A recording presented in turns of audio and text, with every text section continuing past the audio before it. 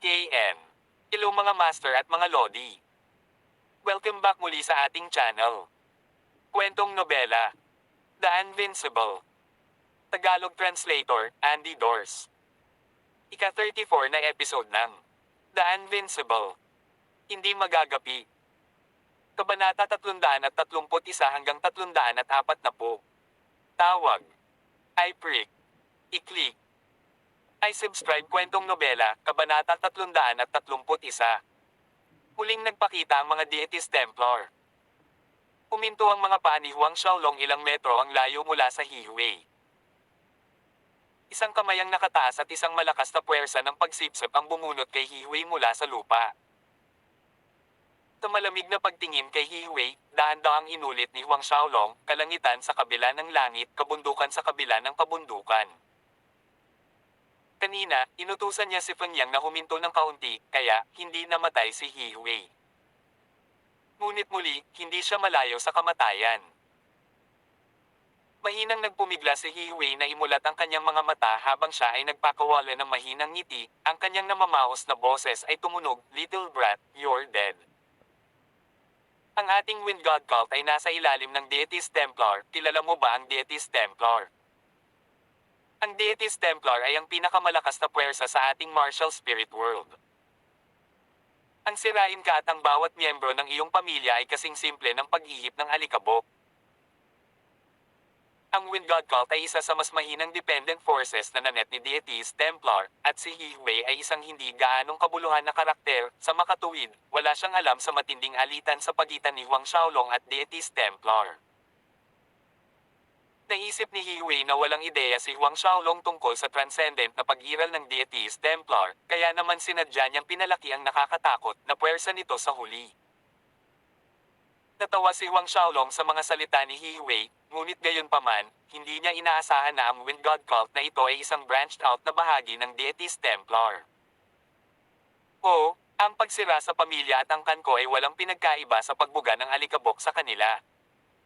Tumawa si Huang Xiaolong. Naging mapagmataas ang ugali ni Hiwei, alam ko na marahil ay hindi ka naniniwala, ngunit natigil ang boses niya dito, biglang huminto. Umaba ang kanyang mga mata upang makita ang kanyang dibdib na sumasabog sa isang hampas ng palad mula kay Huang Xiaolong. Inihagis lang ni Huang Xiaolong ang katawan ni Hiwei sa isang tabi, nahulog sa isang sulok ng execution area, at pagkatapos ay nagpatuloy sa paglalakad patungo kay Lukay habang hindi pinapansin ang gulat na tingin sa kanyang mukha. Pinalot ni Battle Chi ang kanyang palad, tuwid na parang talam, pinuputol ang mga tanikala na nakatali sa mga kamay at paa ni Lukay sa isang dosenang bahagi. Pagkatapos ay kinuha ni Huang Xiaolong mula sa Osiri Ring ang isang soul replenishing fruit na nakolekta niya mula sa cultivation cave ng Ghost King at sinabihan si Lukay na buksan ang kanyang bibig, lunukan at pinuhin ito. Ang baldado na cheesy at mga meridian ni Lukay ay hindi nakaligtas sa mga mata ni Huang Xiaolong. Ang mga benepisyo ng soul replenishing fruit na ito ay bahagyang mas mahusay kaysa sa 9 leaves purple grass. Sa lalong madaling panahon, bumalik ang kasiglahan at pagkapula sa mapatla ang mukha, mahinang kapaligiran na si Lukay. Bumalik ang kanyang lakas at nagpatuloy pa rin sa pagbangon, lumakas. Ito. Laking gulat ni Lukay sa resulta ng prutas. Hindi siya nangahas na paniwalaan ang nangyayari, ang pagtataka ay nakasulat sa buong mukha niya nang maramdaman niyang ganap na gumaling ang kanyang cheesy at mga meridian. Hindi lamang iyon, ang labanan ng chi na dumadaloy sa kanyang cheesy at mga meridian ay mas malakas, mas malakas. Ilang sandali lang ang nakalipas, sunod-sunod siyang nakapasok hanggang sa kalagitnaan ng Haotian 8th Order. Ang mga mata ni Lukay ay kumikinang sa pananabik na nakatingin kay Huang Xiaolong, ngunit nang gusto niyang magtanong, pinigilan siya ni Huang Xiaolong. Nakangiting humiling, "We'll talk about this later. Notisin muna ang bagay na nasa kamay." Sabi niya, tinuro ng daliri si Lu Jing sa gilid. Tumango si Lukay. Pagkatapos ay tumingin siya kay Lu Jing. Nang makitang nakatingin sa kanya si Lukay, bumalatay ang takot at takot sa kanyang mga mata. Nang tatakas na sana siya mula sa eksena, lumundag si Lukay, nakaharang sa daanan sa harap mismo ni Lu Jing. "Patayin, inuutusan kitang patayin siya, patayin silang lahat." Tigaw ni Lu Jing sa gulat sa mga gwardya ng palasyo sa paligid niya. Sa kanyang utos, ang gwardya sa tabi ni Lu Jing ay iwinagayway ang kanyang espada at inatake si Lo Kai. Gayunpaman, bago pa man umatake ang gwardya ng palasyo, ibinuko ng higanting multo na si Feng Yang ang kanyang bibig at sinipsip. Sa harap ng takot na mga mata ni Lu Jing, ang lahat ng mga gwardya ng palasyo sa paligid niya ay naging mga tuyong mummified na bangkay. Ang natitirang mga gwardya ng palasyo na naghahanda sa pag-atake ay tumigil ng bigla sa kanilang mga aksyon habang pinapanood ang resultang ito, na humihinga ng malamig habang nakatitig sa higanting lalaki sa tabi ni Huang Xiaolong ng maingat. Bagamat nabigla rin si Lo Kai sa loob, medyo mabilis siyang nakabawi, na nakatuon sa kanyang nakababatang kapatid na si Lu Jing. Walang ibang salita na sinuntok si Lo Kai, tinamaan ang dibdib ni Lu Jing. Ang katawan ni Lu Jing ay bumaliktad sa pagsigaw, bumagsak sa parisukat na palapag mula sa entablado. Tumalon pababa si Lo Kai at muling lumapit kay Lu Jing. Ang mga hanay ng mga gwardya ng palasyo sa paligid ng plaza ay nakatayo at nanonood, wala ni isa sa kanila ang nangahas na humakbang para pigilan si Lo Kai. Kuya, huwag, huwag, huwag mo akong papatayin. Umakyat si Lu Jing mula sa lupa, pinananatili ang kanyang mga mata sa papalapit na Lo Kai. Siya ay natakot, galit na ikinakaway ang kanyang mga kamay kay Lo Kai. Alam kong mali ako, nakikiusap ako sa iyo, huwag mo akong patayin. Malamig at malungkot ang mukha ni Lo Kai, huwag kang papatayin. Itinuwid ang kanyang kaliwang palad, at tiyak na pinutol. Hinawakan ni Lu Jing ang kanyang lalamunan, mamuka ang bibig na parang isda mula sa tubig, pula ang mukha. Kabuong panahon, hindi nawala ang takot sa kanyang nanlalaking mata, may halong kawalan ng pag-asa at galit. Ang isang kamay niya ay gumalaw-galaw, kumakalapot kay Lo Kai ngunit si Lu Jing ay bumagsak sa lupa pagkatapos gumawa ng dalawang hakbang.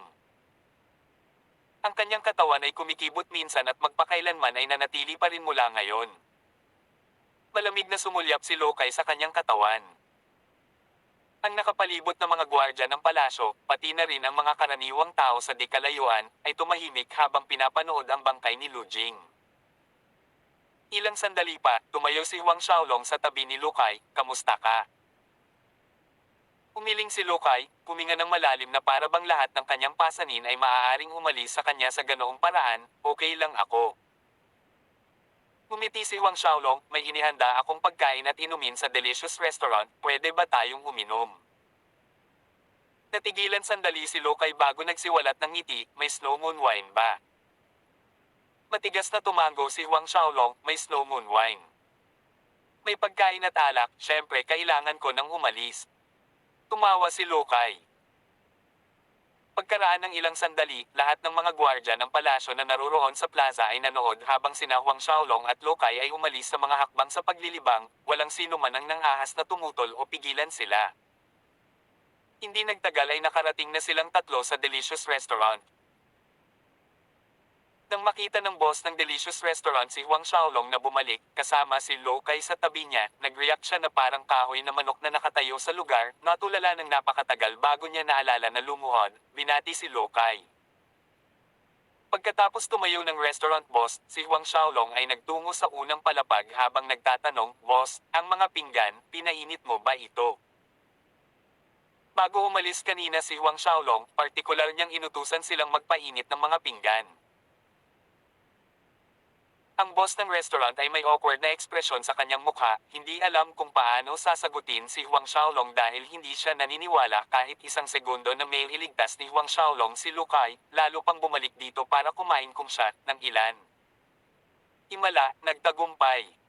Kaya naman, hindi niya pinainit ang mga pinggan.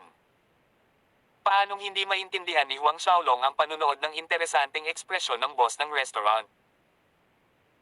Hindi niya sinisisi o pinayuhan ang bagay na iyon, naglalakad sa parehong mesa tulad ng dati kasama si Lo Kai.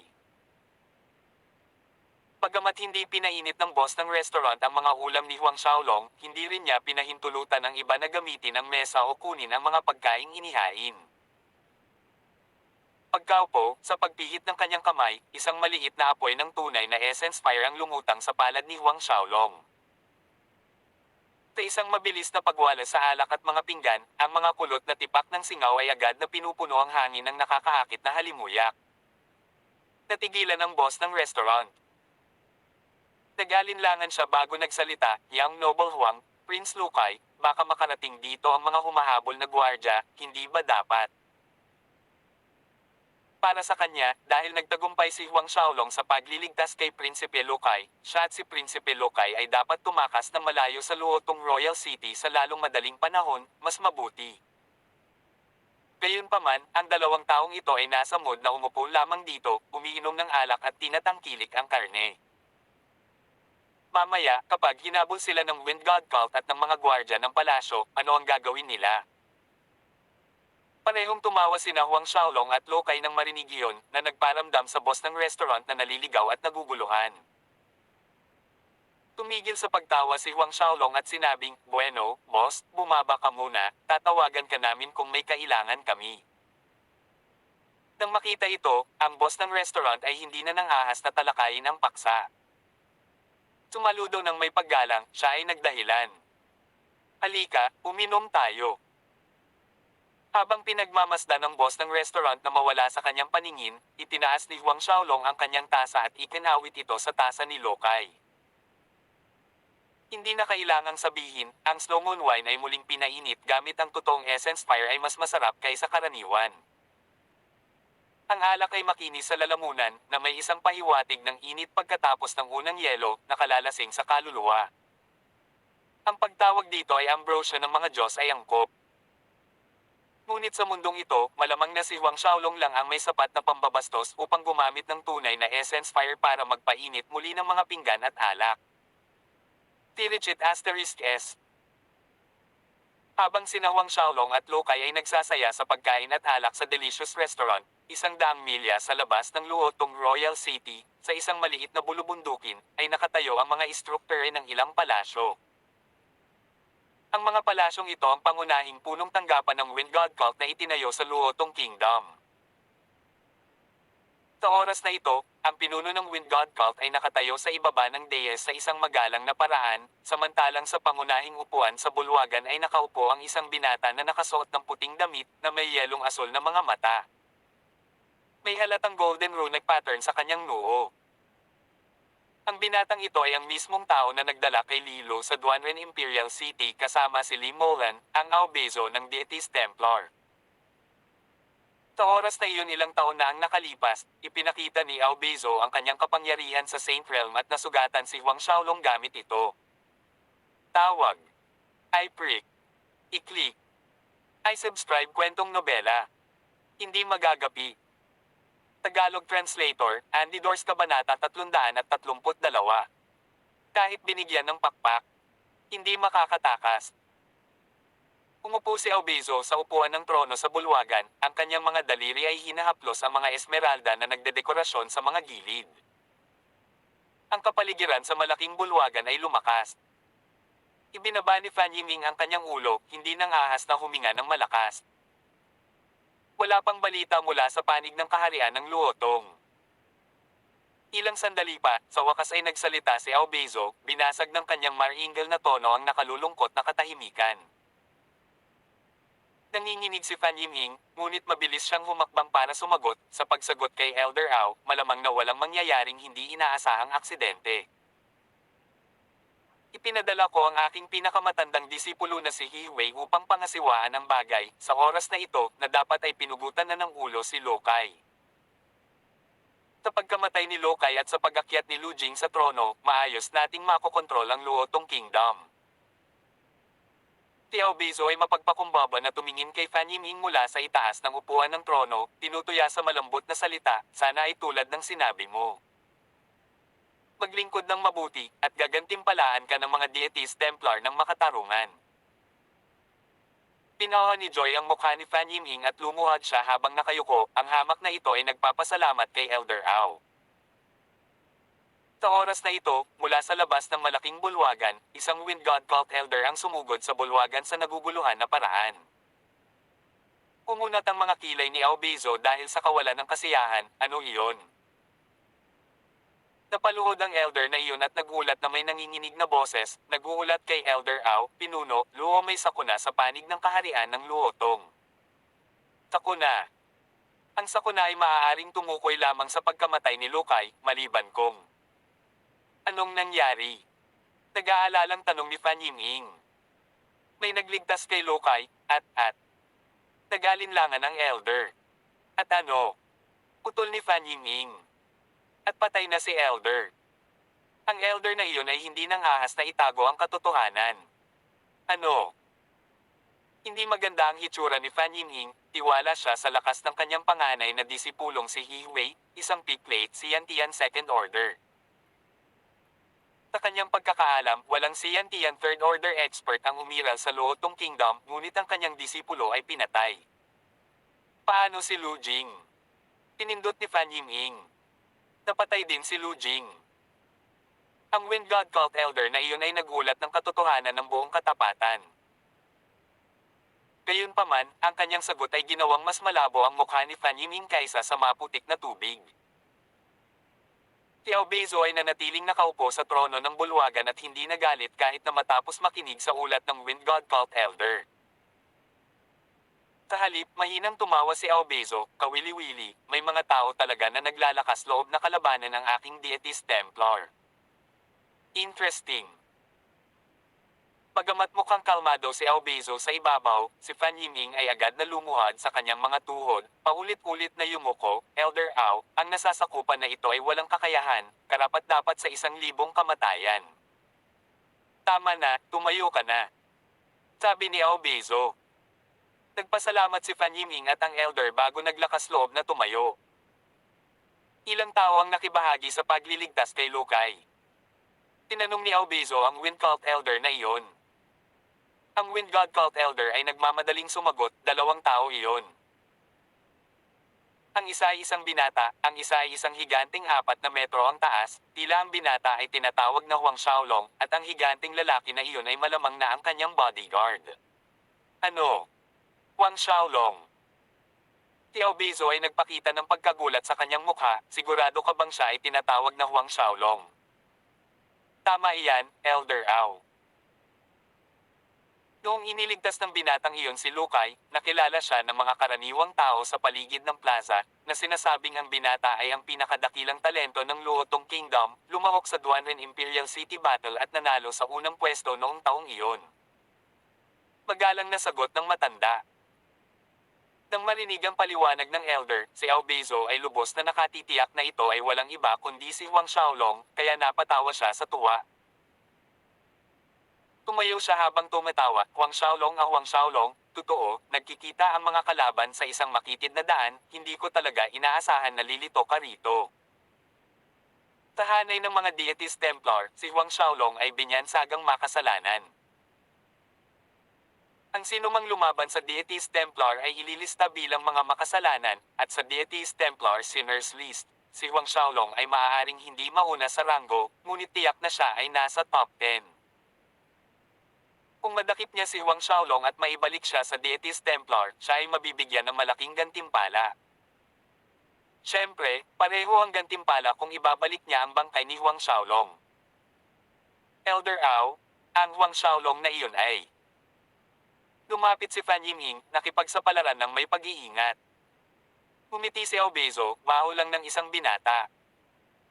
There's some small grudge with him from a few years ago, at that time he was only an early Siantian. Ano man ang kanyang kasalukuyang lakas, siya ay isang itinalagang makasalanan na hinahanap ng Deities Templar. Mabilis na sinabi ni Fan Yiming, kaya ganoon. Kahit gaano pa kalaki ang talento ni Huang Xiaolong, sa karamihan ay isa lamang siyang mid-level na Siantian. Malamang hindi pa nakakalusot sa mid-level na Siantian. Sa harap ni Elder Au, hindi siya makakatakas kahit lagyan mo siya ng pakpak, naiihi ang sarili sa sandaling makita niyang lumitaw si Elder Au. Ang brown nosing na ito ay naglagay kay Aobezo sa napakagandang mood. Nalaman mo ba kung saang direksyon tumakas si Huang Xiaolong? Tanong ni Aobezo sa Elder. Sa pagsagot kay Elder Au, na si Huang Xiaolong ay hindi tumakbo pagkatapos iligtas si Lukay. Pumunta sila sa isang lugar na tinatawag na Delicious Restaurant sa loob ng Luotong Royal City, umiinom sila ng alak. Sumagot ang elder ng may kaukulang paggalang, hanggang ngayon, pareho pa rin silang nandoon. Natigilan si Aubezo. Hindi sila tumakbo. Pagkatapos ay nagtanong siya tungkol sa mga katangian ng higanteng lalaki na kasama ni Huang Xiaolong. Matapos kumpirmahin na hindi si Zhao Shou o si Zhang Fu, siya ay lubos na napanatag. Hanggat hindi si Zhao Shou o Zhang Fu, ang bagay ay magiging madaling hawakan. Sa panig ni Huang Xiaolong, ang tanging high-grade Saint Realm expert ay sina Zhao Shou at Zhang Fu.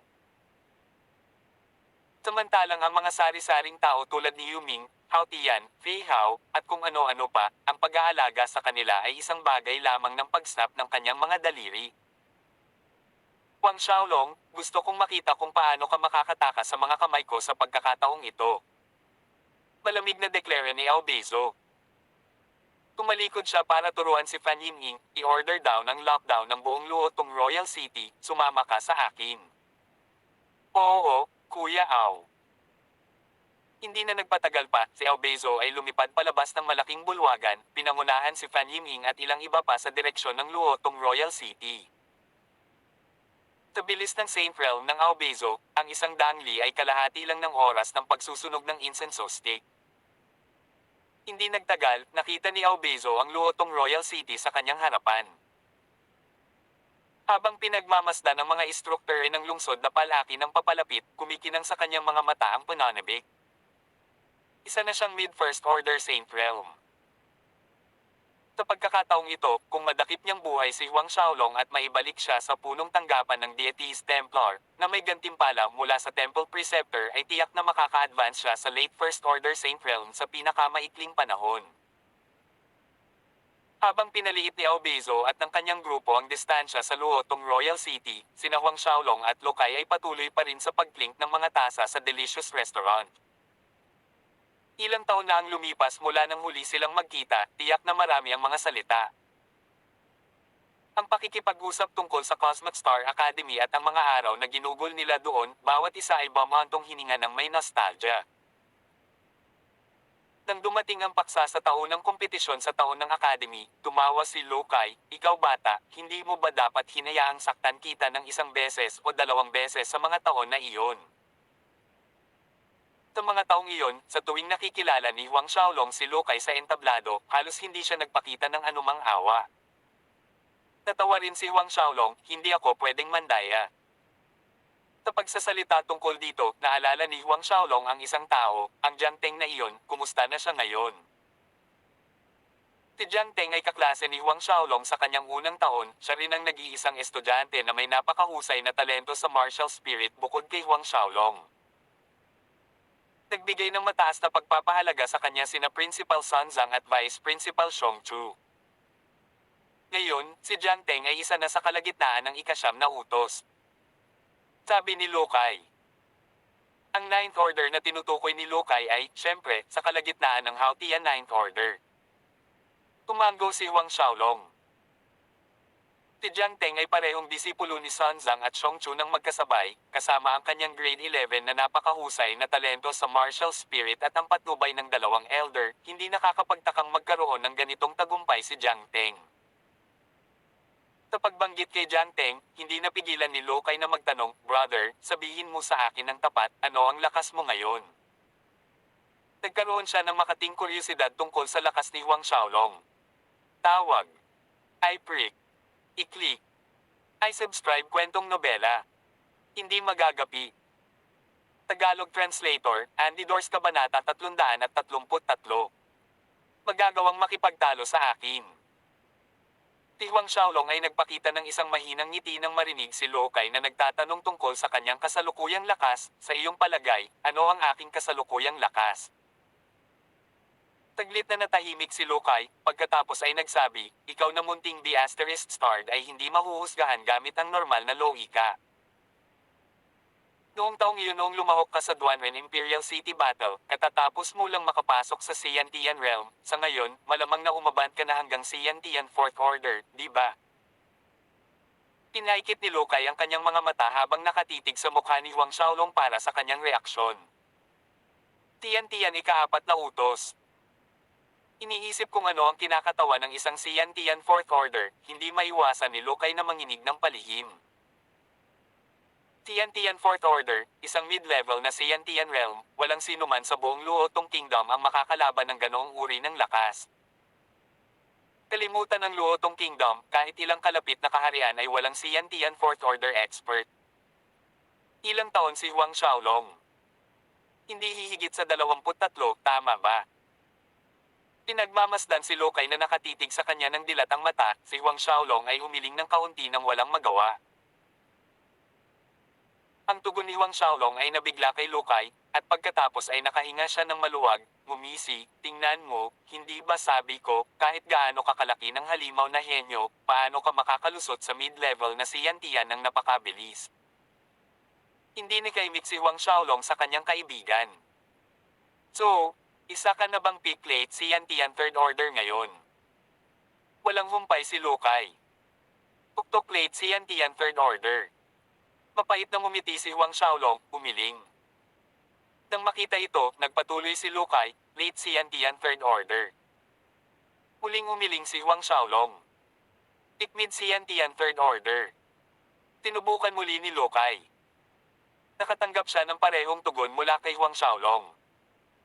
Puno ng pagdududa ang mukha ni Lokay, hindi pwede, sa kalagitnaan ng Third Order ng Tiyan-tiyan. Sa bilis ng iyong cultivation, imposibleng maging mid-Tiyan-tiyan Third Order ka lang. Tumawa si Huang Xiaolong, hindi talaga ako mid-Tiyan-tiyan Third Order. Hindi isang mid-Tiyan-tiyan Third Order. Taglit na natahimik si Lokay, pagkatapos ay sumagi sa kanya ang isang nakakagulat na pag-iisip, pwede bang? Higit sa ikaapat na utos ng Tiyan-tiyan. Tumango si Huang Xiaolong. Tumawa si Lokay habang sinabi niya, ikaw bata, talagang kakaiba, talagang napakabilis mong nalagpasan ang Tiyan-tiyan Fourth Order. Nang marinig ni Huang Xiaolong na nakumpirmang nalagpasan niya ang Tiyan-tiyan Fourth Order, tunay na masaya si Lokay para sa kanyang kaibigan. Kung gayon nasa kalagitnaan ka o huli na ng ikaapat na utos ng Tiyan-tiyan? Tanong ni Lokay. Pinag-isipan ni Huang Xiaolong ang kanyang sagot, maaaring ituring bilang isang mataas na antas ng Tiyan-tiyan realm. Bagamat kayang talunin ni Huang Xiaolong ang Saint Realm na si Zhao Chen, isa pa rin siyang pick-late Tiyan-tiyan 10th Order. Sa makatuwid, siya ay itinuturing na isang high-level na Tiyan-tiyan realm. Si Lokay ay lubos na natulala sa blasay na sagot ni Huang Xiaolong, ang kanyang mga eyeballs ay bumilog na parang mahuhulog, ang hitsura na iyon ay walang pinagkaiba sa pagtingin sa isang hindi kilalang kakaibang nilalang.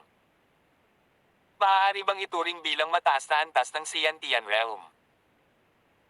Umugat ng malalim na hininga si Lokay, inakala niya na gaano man katalino si Huang Xiaolong, sa loob ng ilang taon, lampas na sa normal ang pagsulong sa Tiyan-tiyan Fourth Order, ngunit ngayon, ang pinakamataas na late Tiyan-tiyan Sixth Order.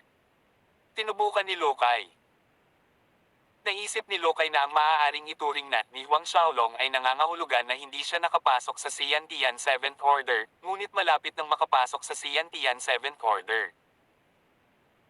Bahagyang napangiti si Huang Xiaolong sa hula ni Lokay, hindi na umamin o itanggi, tanggapin na natin na siya ang pinakahuli Tiyan-tiyan 6th Order. Sa puntong ito, ang boss ng restaurant ay nagmamadaling pumunta sa kanilang mesa na may pag-aalalang ekspresyon. Sa harap ni Huang Xiaolong at Lokay, bigla siyang nagsalita, Young Noble Huang, Prince Lokay, tumakbo ka kaagad. Ngayon lang, iniutos ni Punong Ministro Wu Feng na ay lockdown ang lungsod, lahat ng mga gwardya ng lungsod ay nagmamadaling pumunta dito. Tumango si Huang Xiaolong. Sa pakikipag-usap kay Lokay, nalaman na ni Huang Xiaolong na si Wu Feng at karamihan sa mga ministro ng Luotong Kingdom ay sumuporta kay Lu Jing. Na si Wu Feng ay sumailalim din sa Wind God cult, kaya naman naging mahinahon si Huang Xiaolong. Itinaas niya ang kanyang tasa, tinago niya ang alak sa loob. Habang pinapanood ang hindi nagmamadaling tugon ni Huang Xiaolong at Lokay, hinimok sila ng boss ng restaurant, Young Noble Huang, Prince Lokay, umalis ka kaagad, kung hindi, huli na ang lahat. Narinig ko na ang pinuno ng Wind God Cult at isang grupo ng mga eksperto ng Wind God Cult ay nagmamadali, malamang nasa labas sila ng gate ng lungsod. Nang natapos na ang boses ng restaurant boss, isang napakalaking momentum ang bumalot sa buong luotong Royal City na parang baha ng banal na paghihiganti mula sa langit, wala ni isang pulgadang lupain ang nakaligtas. Ang mga karaniwang nakatira sa lungsod ay natakot, nakaramdam ng takot at kawalan ng pag-asa sa biglaang hindi inaasahang kalamidad. Kahit na ang kalmadong si Lokay sa una ay naapektuhan, ang kaba ay sumiklab sa kanyang mga mata na umabot hanggang sa kanyang kaibuturan, parang isang hindi malulutas na bundok ang nagdiin sa kanyang kaluluwa, na nagpapahirap sa paghinga. Samantalang si Huang Xiaolong ay nagulat. Saint Realm. Well, ito ay hindi inaasahan. Tumatakbo sa isang Saint Realm sa maliit na lugar na ito, isang tao mula sa Wind God Cult. Hindi malamang, ang isang maliit na sekta tulad ng Wind God Cult ay halos hindi magkakaroon ng ganoong pag-iral. Kung gayon maaari lamang itong mga tao mula sa Deities Templar. Sa parehong oras sa labas, si Albezo, na naglabas ng kanyang Saint Realm aura, ay lumipad ng diretso patungo sa delicious restaurant sa bilis ng hangin. Sa isang kisap mata, puminto si Albezo, Fan Yiming, at ang mga eksperto sa Wind God Cult sa itaas mismo ng delicious restaurant. Pagbati, Elder Au, tagahanga ng pinuno. Si Punong Ministro Wu Feng, na maagang nagdala sa mga bantay ng lungsod upang palibutan ang delicious restaurant, ay nagmadaling pasulong upang saluduhan sina Albezo at Fan Yiming kasama ang iba pang mga ministro ng Luotong Kingdom sa kanilang mga tuhod. Tumango si Albezo, pinayagan silang bumangon. Sa pagpapalaganap ng kanyang espiritual na pakiramdam, agad siyang nakipagkulong sa tatlo ni Huang Xiaolong. Huang Xiaolong, Lukay, napapalibutan ka mula sa lahat ng anggulo, mabilis na gamulong dito at lumuhad sa harapan ng ating Elder Au. Si Leader Fan Yiming ay humakbang pasulong, tumahol ng malakas. Napuno ng katahimikan ang buong paligid. Makalipas ang ilang segundo, bumukas ang pinto ng restaurant, lumabas si Huang Xiaolong kasama si Lokay at ang higanteng aswang na si Feng Yang. Bumangga ang tingin ni Huang Xiaolong kay Albezo sa himpapawid, isang hindi nakikitang bagyo ang Tangean. Malamig na tumikim si Fan Yiming nang makita niyang lumitaw si Huang Xiaolong, ikaw si Huang Xiaolong. Brat, sa harap ng ating Elder Au, bakit hindi ka lumuluhod, humihingi ng awa? Sigurado akong alam mo na ang ating Elder Au ay isang eksperto sa kaharian ng santo. Ang pagpatay sa iyo ay laro ng bata. Sumulyap lang si Huang Xiaolong kay Albezo, talaga. Ngunit namula si Lokay sa paningin ni Albezo, isang eksperto sa Saint Realm. Ang binatang ito ay talagang eksperto sa Saint Realm. Eksperto sa Saint Realm, isang mataas na higit sa maalamat na pag-iral. Nawala ang kanyang pagkabigla, lumingon si Lokay kay Huang Xiaolong, Kuya, kinaladkad kita pababa, pasensya na. Sa kanyang pananaw, kasing talino ni Huang Xiaolong na maabot ang pinakamataas na huling Siantian Sixth Order sa kanyang edad, hindi pa rin siya kalaban ng Saint Realm expert. Sa harap ng isang eksperto sa Saint Realm, isa man ay isang peak plate Siantian Sixth Order o Siantian First Order, pareho ang resulta, one move kill. Pinigyan ni Huang Xiaolong si Lokay ng isang panatag na tingin, na nagsasabing, huwag kang mag-alala. Huwag kang mag-alala. Tumawa si Albezo, si Huang Xiaolong, Zhao Shu at Zhang Fu ay parehong nasa Duanren Imperial City ngayon, sa tingin mo ba makakarating sila dito para iligtas ka mula sa Duanren Imperial City? Hinarap ni Huang Xiaolong si Albezo nang walang pakialam, sa tingin mo ba ay maaari mo pa rin akong saktan tulad ng ginawa mo noong taong iyon? Noong taong iyon, sinadyang saktan ni Albezo si Huang Xiaolong sa harap ni Lilo, ang puntos na ito, hindi kailanman nakalimutan ni Huang Xiaolong. Lalong tumawa si Albezo sa mga salita ni Huang Xiaolong, tinitigan ng mga mata si Huang Xiaolong pataas at pababa, sinusubukan mong sabihin na sa iyong kasalukuyang lakas kaya mo akong labanan. Kasama ko, ang pinakamataas na Mid-First Order Saint Realm Master. Makapal sa pangungutya ang tono niya. Ang mga eksperto mula sa Wind God Cult ay sumama kay Albezo sa kanyang mapanuksong pagtawa. Tawag. I prick. I-click. I subscribe kwentong nobela. Hindi magagapi. Tagalog Translator, Andy Dors Kabanata 334. Ang halimaw na ito. Sumunod ang punong ministro ng Luotong Kingdom na si Wufeng at ang iba pang mga ministro na tumatawa ng malakas. Huang Xiaolong, nasa dead end ka, itigil mo na ang pag-arte. Tinuya ni Wufeng si Huang Xiaolong, sayang nawala ang matandang Haotian na iyon, kung hindi, masasaksihan niya ang iyong kamatayan sa sarili niyang mga mata. Si Wufeng, bilang punong ministro ng kaharian ng Luotong, ang haligi ng namungunong panig, at nagkaroon ng maraming contradiction kay Haotian, na nag-iisang marshal. Siyempre, hindi rin maliit ang sama ng loob niya kay Huang Xiaolong. Si Huang Xiaolong ay nanatiling pareho, ganun ba? Sa ngayon, hindi nagmamadali si Huang Xiaolong na patayin ang mga tumatalo na clown tulad ni Wufeng. Ang mahalagang bagay ngayon ay lutisin muna si Aobezo. Tumingin si Huang Xiaolong kay Aobezo, huwag mong sabihing hindi ako nagbigay ng pagkakataon, tawagan ng iyong Saint Realm Space. Nagulat si Aobezo, ang mga tunog ng tawa mula sa grupo ni Fan Yiming ay nawala sa kalagitnaan. Nang sa wakas ay naunawaan na nila na ang ibig sabihin ni Huang Xiaolong ay ang kanyang sinabi, ang kakaibang ekspresyon ay bumalatay sa kanilang mga mukha na nakatingin kay Huang Xiaolong. Ano ang sinabi mo? May pagdududa na sinabi ni Aobezo, ngayon lang, sabi mo gusto mo akong bigyan ng pagkakataon para matawagan ko ang aking Saint Realm Space. Tama ba ang narinig niya ngayon? Si Huang Xiaolong ay bukas palad na nagpatibay, hindi ka nagkamali ng narinig. Kawakas ay natiyak ni Aobezo, talagang sinabi ni Huang Xiaolong na bibigyan niya siya, si Aobezo, ng pagkakataon ngayon para magamit niya ang kanyang Saint Realm Space. Ang kanyang mga labi ay nagawang sa maingay na pagtawa na mas walang prinsipyo kaysa sa dati, isang mabangis na tawa na may kulay na kabaliwan hanggang sa punto ng paglimot sa kanyang sarili. Sa huli, ang galit ay pumasok sa tawa ni Aobezo. Ito ay ang galit ng isang taong sanay na mataas sa itaas na hinahamon ng isang taong katumbas ng langgam sa kanyang mga mata. Sa pagkakataong ito, sina Fan Yiming, Wufeng, at ang iba pa ay hindi nang ahas na sumali sa pagtawa. Ang matinding galit sa boses ni Aobezo ay hindi nila napapansin.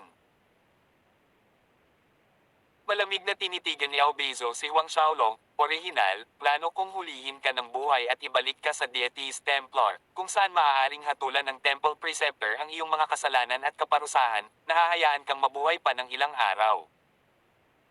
Ngunit ngayon, gusto kong mamatay ka, kakilakilabot, kahabag-habag.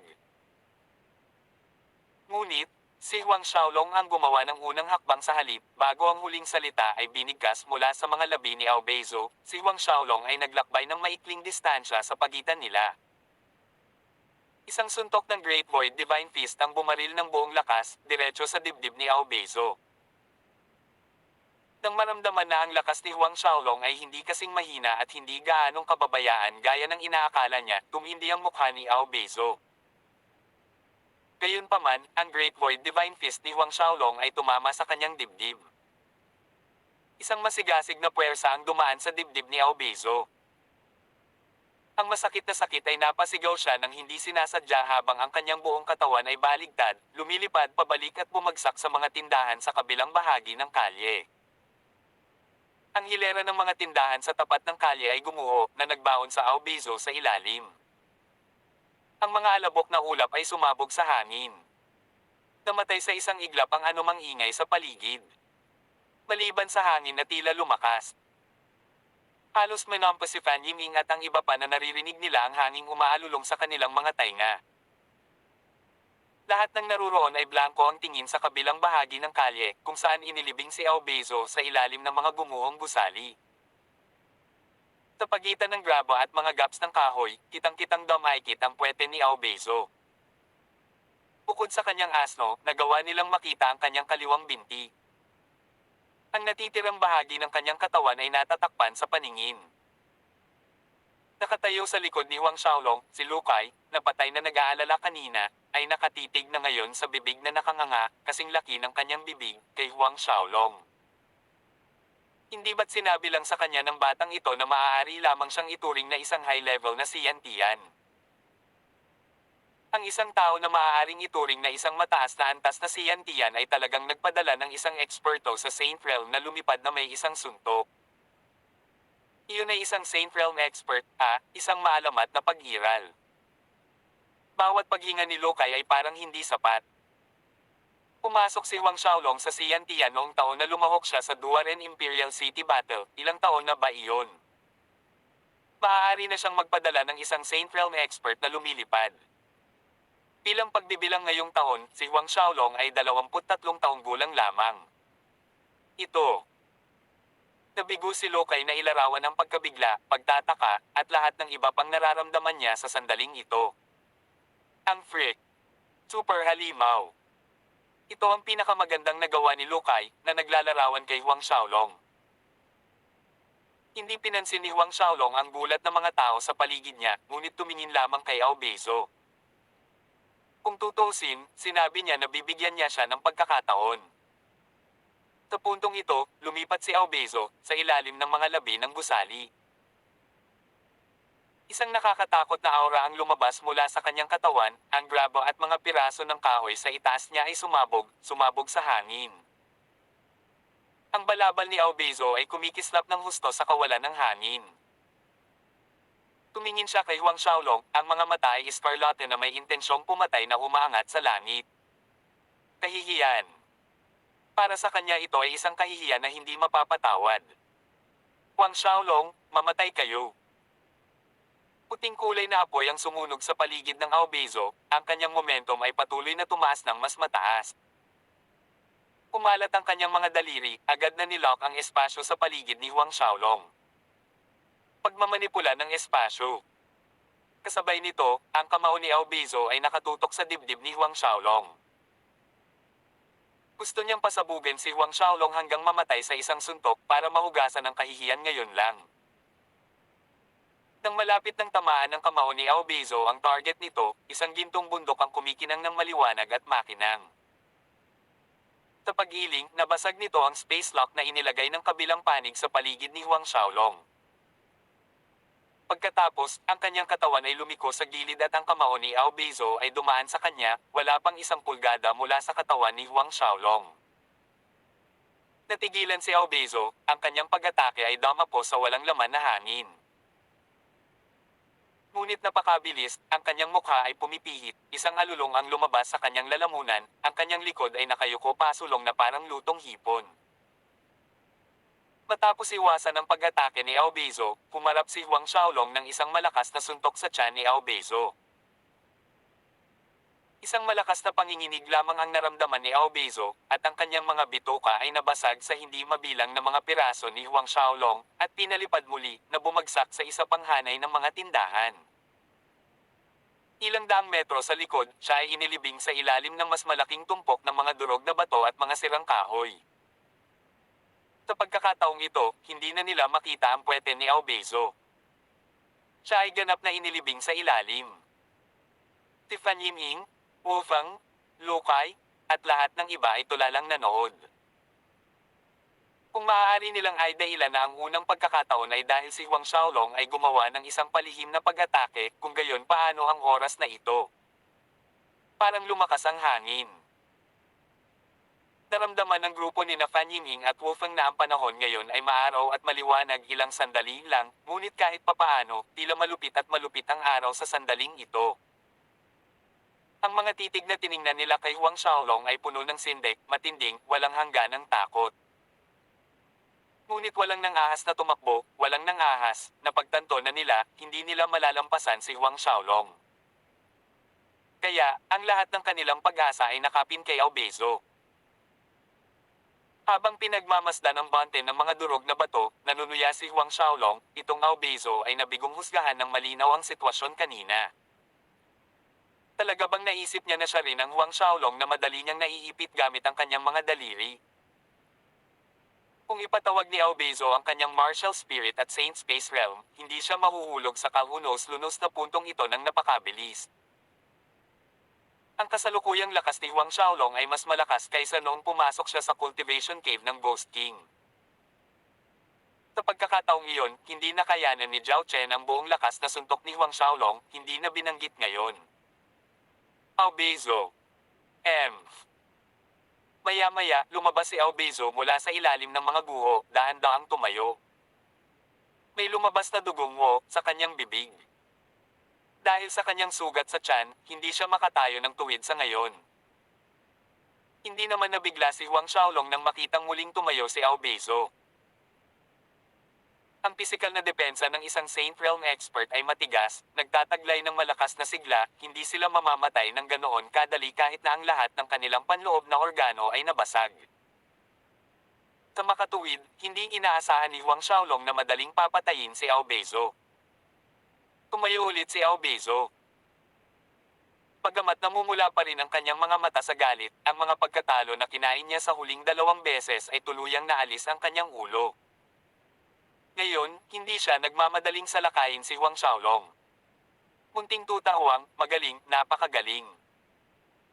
Pumakas ang matinding pot at hangarin sa pagpatay sa mga mata ni Ao Beizo, talagang hindi inaasahan. Ilang maikling taon lang at talagang lumaki ka sa ganitong lawak.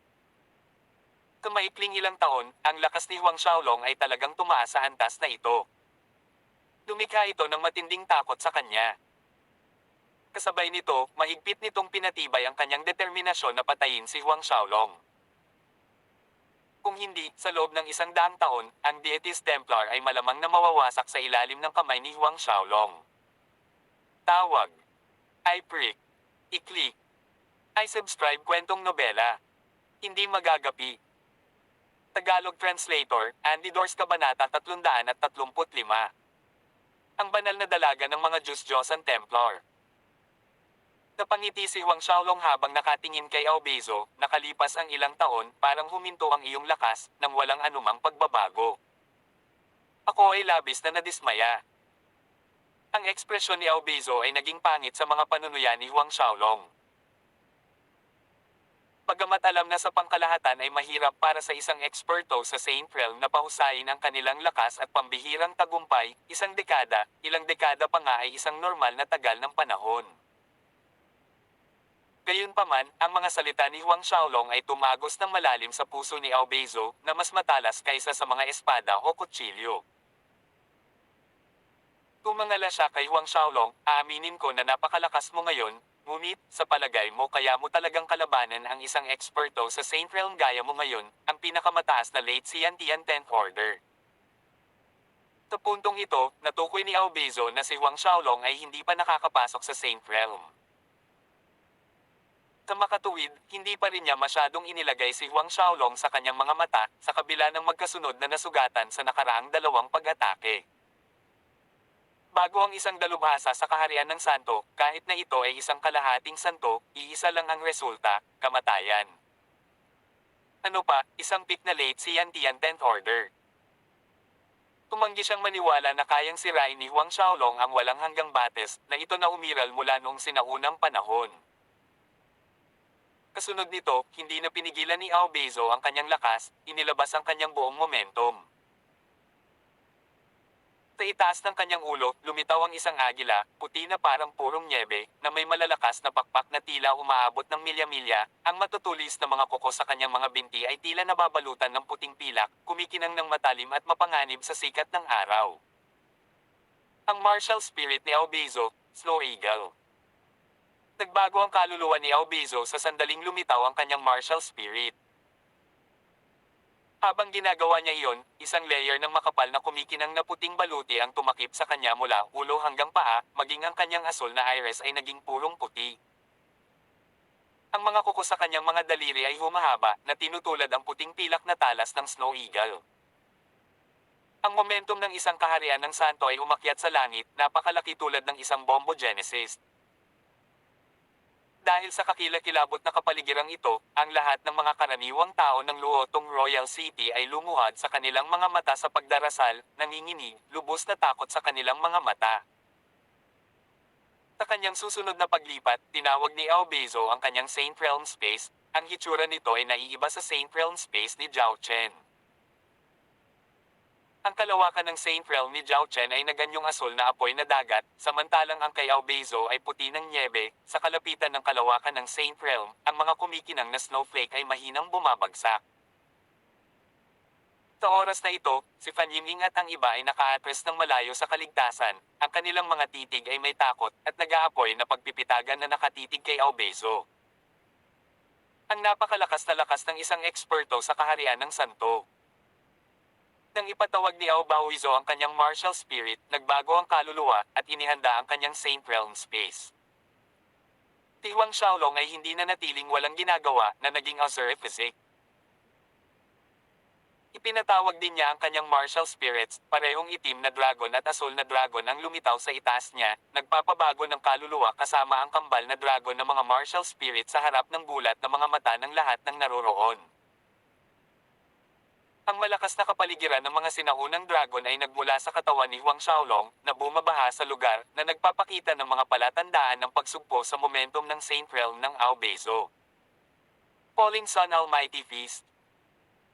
Si Aobaoizo ay gumawa ng biglaang pag-atake ng buong lakas patungo kay Huang Xiaolong, na nabasag ang espasyo sa pamamagitan ng pag-indayog ng kanyang mga kamao. Ang marahas na enerhiya ay kumalat sa isang malaking lugar na naiimpluwensyahan ng mga kamao ni Aobaoizo, na bumubuo ng dalawang spheres ng hangin, at sa gitna ng wind sphere ay isang dosenang grupo ng mga apoy, na nagninangas. Ang dalawang globo ng nagninangas na hangin ay kahawig ng dalawang bumabagsak na araw, na nagmumula sa kanilang huling nagniningning na sinag sa pagtatapos ng araw. Umikot sa loob ng nakakatakot na enerhiya ang mapanglo na pangakit ng paglubog ng araw. Ang Falling Sun Almighty Feast na ito ay isang lihim na kasanayang pagmamayari ng Deities Templar. Ayon sa mga alingaw-ngaw, ito ay isang napakataas na antas ng kasanayan sa labanan na nagmula sa Divine World. Gayunpaman, si Huang Xiaolong ay gumawa ng frontal assault sa halip na umatras, kahit na makita ito, ang dalawa niyang kamao ay sabay na sumuntok. Dalawang hindi nasasalat na higanting imprint ng kamao ang lumipad, misteryoso at malalim, patuloy na nagbabago. Ang Great Void Divine Feast. Boom! Tarat-tarat. Isang pagsabog. Isang malakas na salpukan ang nagdulot ng hangin habang ang Falling Sun at Great Void ay nagsalubong. Isang malupit na shockwave ang sumabog palabas sa lahat ng apat na direksyon, ang mapangwasak na kapangyarihan ay durog sa lahat ng kalapit na tindahan at nasira, ang semento na nakahanay sa kalye ay pilit na itinaas at pinulbos ng alikabok. Ang Delicious Restaurant ay naging mga pira-piraso at graba sa unang pagsabog, ang gusali ng restaurant ay wala na. Si Fan Yiming, Wufeng, at ang iba pa ay nakamasid sa takot habang ang nakakatakot na shockwave ay umalingaw-ngaw sa kanilang direksyon at matagal nang tumakas para sa kanilang mga buhay na may mapupulang mukha. Ang ilang Wind God Cult Elders ay huli na, ang kanilang mga katawan ay gumawa ng isang arco na mataas sa hangin pagkatapos na tamaan ng mga shockwave, at sa oras na sila ay bumagsak sa lupa, sila ay patay na. Nasaksihan ng pagtatapos ng Wind God Cult's Elders na tinamaan ng shockwaves, ang maputlang mukha ni Fan Yiming ay naging mas mapatla. Sa kabutihang palad para sa kanya, ang enerhiya ng shockwave ay nawala ng kapangyarihan sa hindi kalayuan sa kanya, na huminto sa kanyang mga landas. Sa kabilang panig, namutla si Lukay habang pinagmamasdan niya ng kahoy ang umaalon na shockwave. Gayunpaman, nang malapit na siyang tanggayan, ang pam ng higanting multo na si Feng Yang ay bumagsak palabas, na nawala ang enerhiyang dumarating sa kanya. Sa panonood ng eksenang ito, si Lukay, na basang-basa sa malamig na pawis, ay muling natulala habang nakatitig sa higanting multo na si Feng Yang. Sa himpapawid, ang mga katawan ni Aobaoizo at Huang Xiaolong ay nanginginig at sabay na napaatras. Ngunit ang silwete ni Huang Xiaolong ay nawala sa kanyang paningin sa sandaling siya ay sumuray-suray pabalik, nang siya ay lumitaw muli, siya ay nasa loob ng isang braso mula sa Aobaoizo, na babalot ng lakas ng Budismo. Sa malapit, natanggap ni Aobaoizo ang buong puwersang suntok mula sa pag-atake ng Earthen Buddha Palm. Natarante at nabigla si Aobaoizo. Gabi ng Fallen Sun. Pinilisan niya ang pag-counter sa gulat, sabay suntok ng magkabilang kamao. Nang magkatotoo ang kanyang dalawang kamao, ang paligid ay agad na nagdilim, samantalang si Aobaoizo ay maginhawang nagtago sa kadilimang iyon. Ito ay isa sa mga galaw sa loob ng Almighty Falling Sun Feast na ginamit para sa depensa at isa sa mga mas mahirap na galaw upang makabisado, dahil ang isa ay dapat magkaroon ng malalim na pag-unawa sa koneksyon at pagsasanib sa pagitan ng araw at gabi bago makamit ang anumang tagumpay. Kung ang isa ay maaaring linangin ang paglipat na ito hanggang sa pagiging perpekto, sa sandaling maipakita, ito ay sapat na malakas upang agad na gawing gabi ang liwanag ng araw sa isang malaking lugar.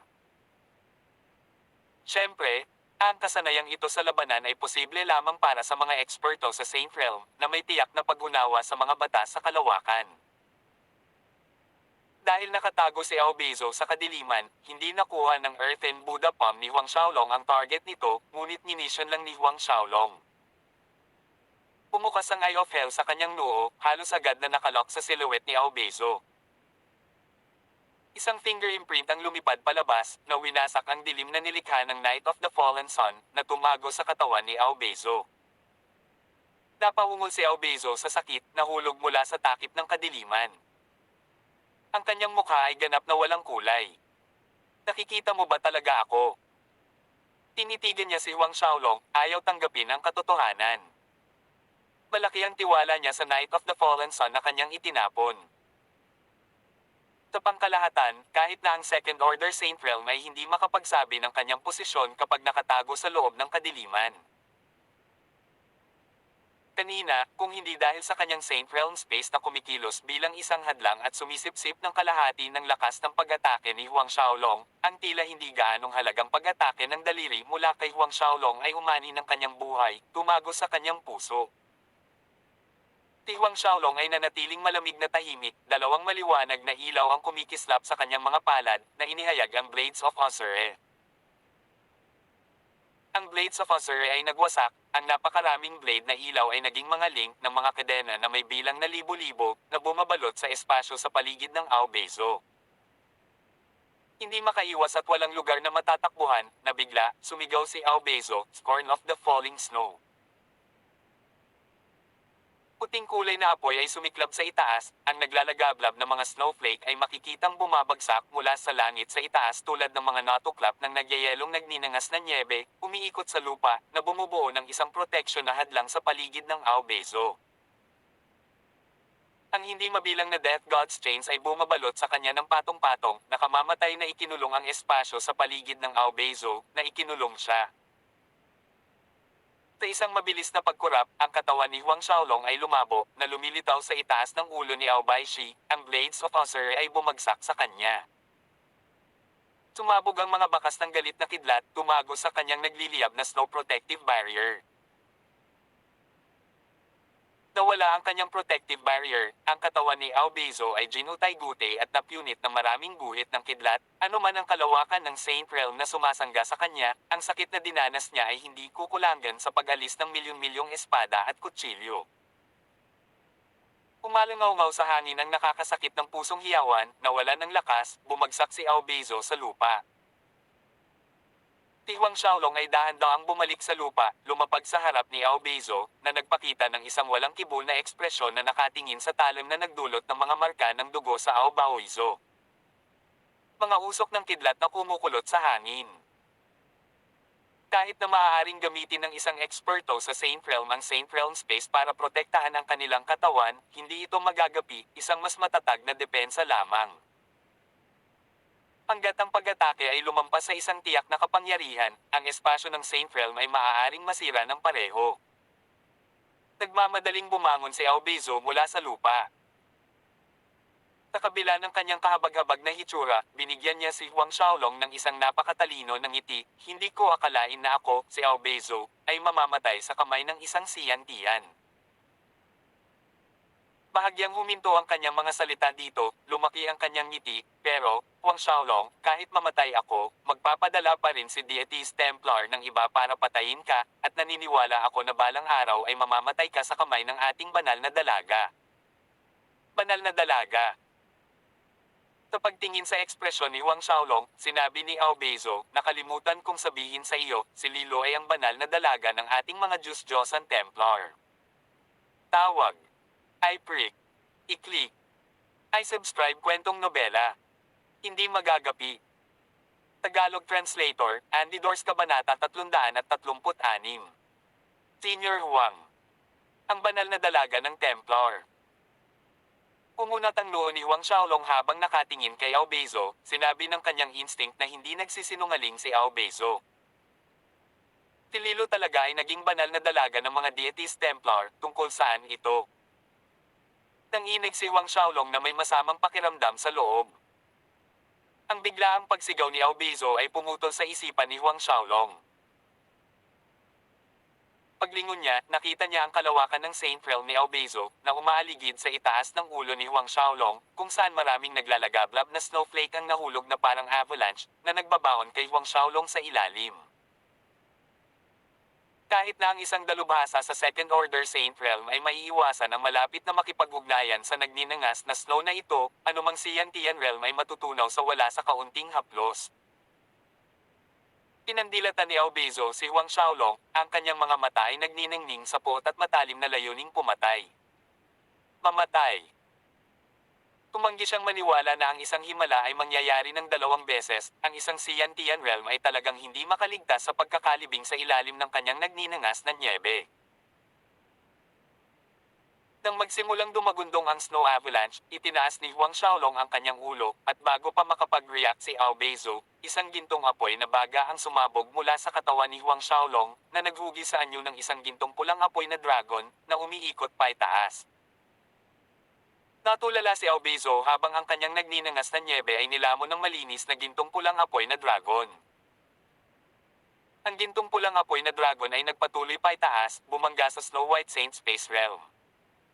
Z. Isang malakas na bomang umalangaw-ngaw, ang kalawakan ng Saint Realm ay yumanig, naglalabas ng mga tipak ng usok na walang katapusang habang lumiliit ang laki nito. Nawala ang lahat ng kulay ni Aobezo sa kanyang mukha, halos hindi maitago ang halatang pagkagulat sa kanyang mga mata. Ang kanyang puwang ng Saint Realm ay talagang sinusunog.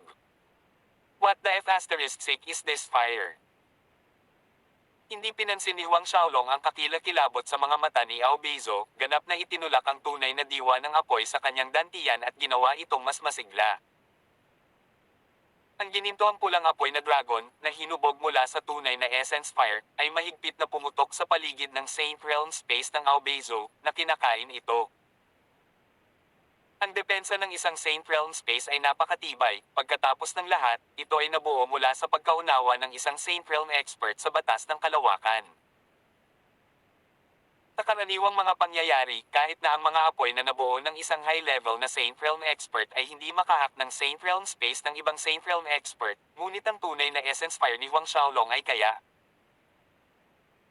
Tinubukan ni Aobezo na alalahanin ang kanyang Saint Realm space pabalik sa kanyang katawan, ngunit ang palad ni Huang Xiaolong ay tumama, isang gininto ang imprint ng palad ang nagdistort sa espasyo.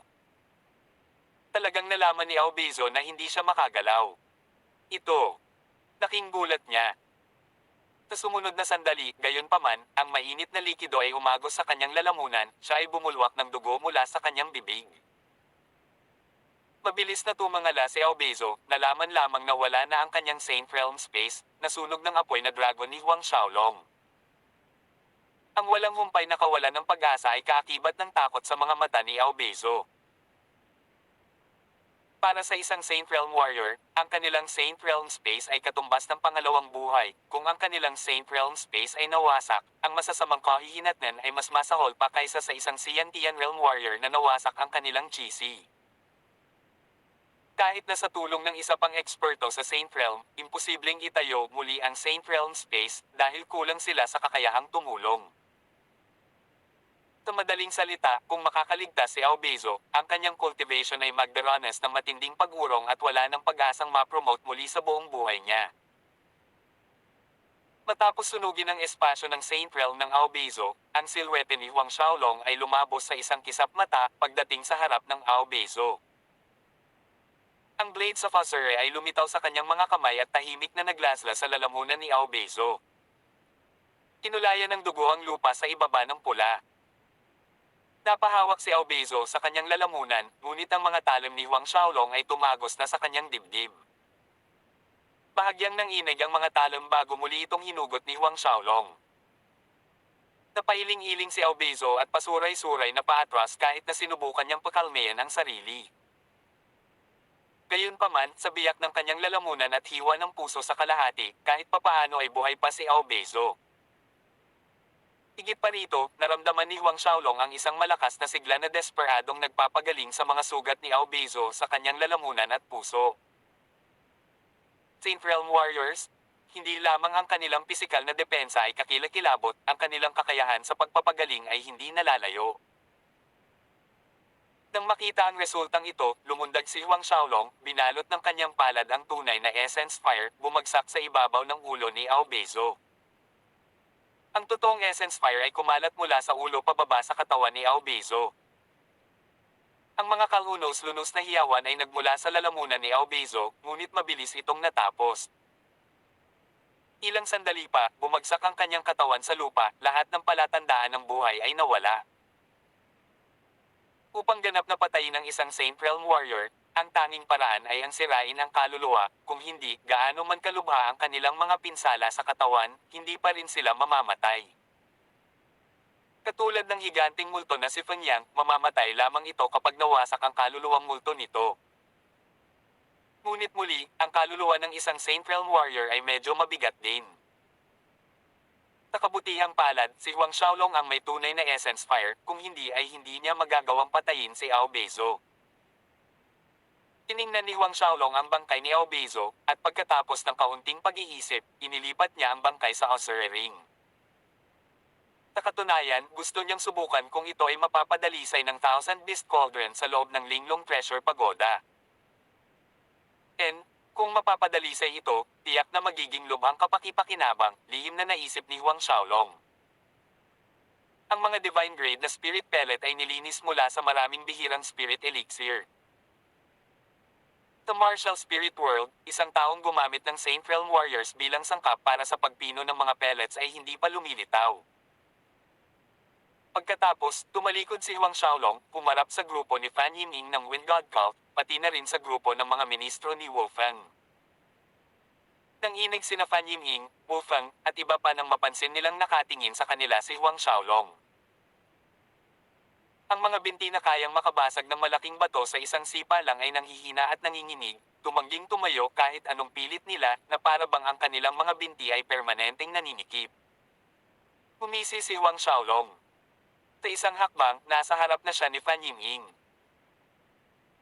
Si Fan Yiming, Wu Feng, at ang iba ay natakot nang makita ang malayong Huang Xiaolong na biglang sumulpot sa harapan nila, kaya bumigay ang kanilang mga tuhod ng biglang lumuhad sa magkabilang binti. Senior Huang. Ang pinuno ng Wind God Cult na si Fan Yiming ay nauutil, ang ekspresyon sa kanyang mukha ay parang nakakita ng multo. Napakababa ng ulo ni Wu Feng na halos hinahalikan niya ang lupa. Nakatali siya, nakabuka at nakasara ang bibig, ngunit walang lumalabas na salita. Ang mga ministro ng kaharian ng luotong na sumunod sa kanya ay hindi rin alam kung ano ang sasabihin. Nakikinig sa pinuno ng Wind God Cult na si Fan Yiming, na tinatawag siyang senior, si Huang Xiaolong ay napakatingkad na ngumiti sa kanya. Ano ang problema? Napakunot noo si Fan Yiming sa nagniningning ng ngiti ni Huang Xiaolong, milyon-milyong salita ang nakabara sa kanyang lalamunan. Pagkaraan ng maikling sandali ng kawalan, nagmamadali siyang sumulong, gumagapang sa kanyang mga kamay at tuhod hanggang sa maabot niya ang mga paa ni Huang Xiaolong. Senior Huang, nakikiusap ako sa iyo, iligtas mo kami. Kalaban lang namin si Prinsipe Lokay dahil pinagbantaan kami ni Deities Templar, ako. Ganoon ba? Pinutol ni Huang Xiaolong ang mga salita ni Fan Yiming. Pagangat ng isang daliri, ang noo ni Fan Yiming ay tinusok ng butas na kasing laki ng daliri, ang dugo ay bumulwak sa lupa. Si Fan Yiming ay bumagsak ng walang ibang salita. Ang mga elder ng Wind God Cult ay namutla lahat. Si Huang Xiaolong ay nakangiti ng isang segundo at pinatay ang kanilang Wind God Cult leader sa susunod. Ang ilan ay may maitim na basang patak sa lupa sa ilalim ng mga ito. Nang makita ang hindi kanais-nais na amoy, sumimangot si Huang Xiaolong. Tinusok ng daliri niya ang kawalan. Sa sandaling iyon, ilang ulo ng Wind God Cult elders ang tinusok-tusok. Nang walang ibang salita, pinatay ni Huang Xiaolong ang lahat ng kasalukuyang Wind God Cult elders. Sa wakas, lumingon si Huang Xiaolong kay Wu Feng. Sa oras na ito, si Wu Feng ay takot nang wala sa kanyang isip. Nawalan ng interes, mabilis na nalutas ni Huang Xiaolong si Wu Feng. Noong una, binalak niyang maglaro ng kaunti, ngunit dahil nawala na sa isip si Wufang, kalimutan mo na ito. Ang grupo ng mga ministro ng Luotong Kingdom, gayunpaman, si Huang Xiaolong ay masyadong tamad na abalahin sila kaya itinulak niya sila kay Lukai, hinayaan siyang hawakan sila. Nang muling tumayo si Huang Xiaolong sa kanyang harapan, si Lukai ay tumingin kay Huang Xiaolong ng napakatagal na may masalimuot na emosyon, bago tuluyang bumigkas ng ganoong pangungusap, ang iyong ina, ikaw ay sobrang halimaw na freak. Ito ay masyadong isang suntok sa akin. Tunay, ang lakas na ipinakita ni Huang Xiaolong kanina ay napakalaking dagok patungo sa marupok na puso ni Lukai. Tumawa lang si Huang Xiaolong sa kanyang mga sinabi. Tawag. I prick. I-click. I subscribe kwentong nobela. Hindi magagapi. Tagalog Translator, Andy Dors Kabanata 337. Pumalik sa Duanren Imperial City. Pagkatapos ng labanan, sina Huang Xiaolong at Lukai ay wala na sa mood na pag-usapan ang mga lumang araw. Sa pagtingin sa mga nasirang tindahan at kalye dahil sa pakikipaglaban niya kay Aobezo, lalo na sa nawasak na Delicious Restaurant, ikinaway ni Huang Xiaolong ang kanyang mga kamay at bumuhos ang ulan ng gintong barya na bumagsak sa harap mismo ng boss ng Delicious Restaurant.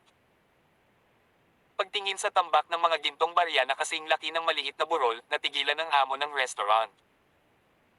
Tapos, nanginginig siya sa excitement, kitang-kitang nanginginig ang magkabilang kamay. Mula sa malayo, walang katapusang yumuko siya bilang pasasalamat kay Huang Xiaolong. Sa panonood nito, tinawanan ni Lukai si Huang Xiaolong, Dam, hindi ka dapat maging masyadong gastador kahit mayaman ka. Kahit na gustong bayaran ni Huang Xiaolong ang boss ng restaurant, ang maliit na burol na tumpok ng gintong barya ay sapat na para sa 10 delicious restaurant. Humiti si Huang Xiaolong at sumagot, ganyan na ako palagi. Para kay Huang Xiaolong, ang mga gintong barya ay mga figure lamang. Ang bilang lamang ng mga gintong barya na nakuha niya mula sa mga special na singsing ng Xiantian Realm Warriors na pinatay niya sa buong paglalakbay na ito ay sapat na upang ihanda ang lahat ng kalye sa Luotong Royal City. Lalo na ang dalawang special ring na pagmamayari ni Lily at Dohuagang ng Blood Dragon City na pinatay ni Huang Xiaolong sa Ghost City, ang halaga ng mga gintong barya sa loob ng kanilang mga special na singsing ay nakatambak sa mataas na bundok at ilang milya ang haba. Sa huli, si Huang Xiaolong ay nanatili ng isang gabi sa Luotong Royal City.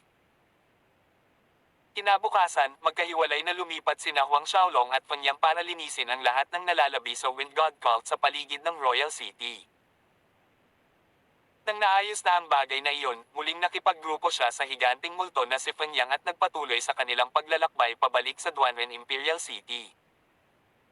Habang nasa daan, nagpa siya si Huang Xiaolong na tingnan ang special ring ni Aobezo. Sa loob, maliban sa mga bundok ng gintong barya, mayroong maraming grade 8, grade 9, at kahit grade 10 spirit pellets. Mayroong kahit 3 heaven grade spirit pellets, ngunit wala ni isa ang may divine grade. Ang nakatutuwang sorpresa kay Huang Xiaolong ay ang 60 plus grade 1 spirit stones na nakita niya sa mga item. Bagamat ang battle chi ni Huang Xiaolong ay tumaas ng malaki sa mga nakalipas na buwan, ang pagkonsumo ay napakalaki pa rin upang paganahin ang Godly Mount. Lumipad si Zumi, pati na rin simula ng Thousand Beast Cauldron sa loob ng Linglong Treasure Pagoda. Sa grade 1 na mga spirit stone na iyon ay mas madali siyang magkakaroon ng oras. Ang 60 dagdag na piraso ay hindi gaano, ngunit ito ay sapat para sa isang yugto ng panahon. Pagkatapos umalis sa Luotong Kingdom, si Huang Xiaolong ay naglakbay sa katamtamang bilis, habang nagsasanay ng makajos na Zumi Art, Ozure Tactics, at iba pang mga diskarte habang sinusubukang gamitin ang Thousand Beast Cauldron upang pinuhin ang bangkay ni Aobezo. Siyempre, hindi pinaluwag ni Huang Xiaolong ang kanyang pagsasanay sa Ancient Puppetry Art at Soul Mandate. Pagkatapos makipaglaban sa mga eksperto sa Saint Realm tulad ni Zhao Chen at Aobezo, mas napagtanto ni Huang Xiaolong ang napakahalagang kahalagahan ng isang malakas na kaluluwa. Matapos makapasok ang isa sa kaharian ng santo, hanggat hindi nawasak ang kaluluwa, ang isa ay magiging immortal, wika nga. Sa makatuwid, ginawa ni Huang Xiaolong ang lahat ng pagsisikap upang patuloy na pahusayin ang kanyang espiritu at kaluluwa. Sa gitna ng lahat ng ito, ang ikinagulat ni Huang Xiaolong ay ang Thousand Beast Cauldron ay hindi nagawang pinuhin ang katawan ni Ao Beizo. Walang pagbabago sa bangkay ni Ao Beizo nitong mga nakaraang araw maliban sa isang bagay, naging translucent ito, parang kristal, at talagang naramdaman ni Huang Xiaolong na mas malakas ang pisikal na katawan ni Ao Beizo kaysa dati. Ito. Si Huang Xiaolong ay namangha nang malaman niya ito. Nangangahulugan ba ito na ang Thousand Beast Cauldron ay maaari ding gamitin para palamigin ang pangangatawan ng isang tao? Noong nakaraan, ginamit lamang ni Huang Xiaolong ang Thousand Beast Cauldron upang magpino ng mga pellets, hindi kailanman sumagi sa kanyang isipan na ang kaldero ay maaaring gamitin upang palamigin ang kanyang katawan. Naramdaman ang pagbabago sa bangkay ni Ao Beizo, lumitaw si Huang Xiaolong sa loob ng Linglong Treasure Pagoda sa isang kisap mata, sumisid sa Thousand Beast Cauldron, at gumamit ng Grade 1 na Spirit Stone bilang pinagkukunan ng enerhiya upang i-activate ang Heaven and Earth Origin Reverting Array sa loob ng cauldron.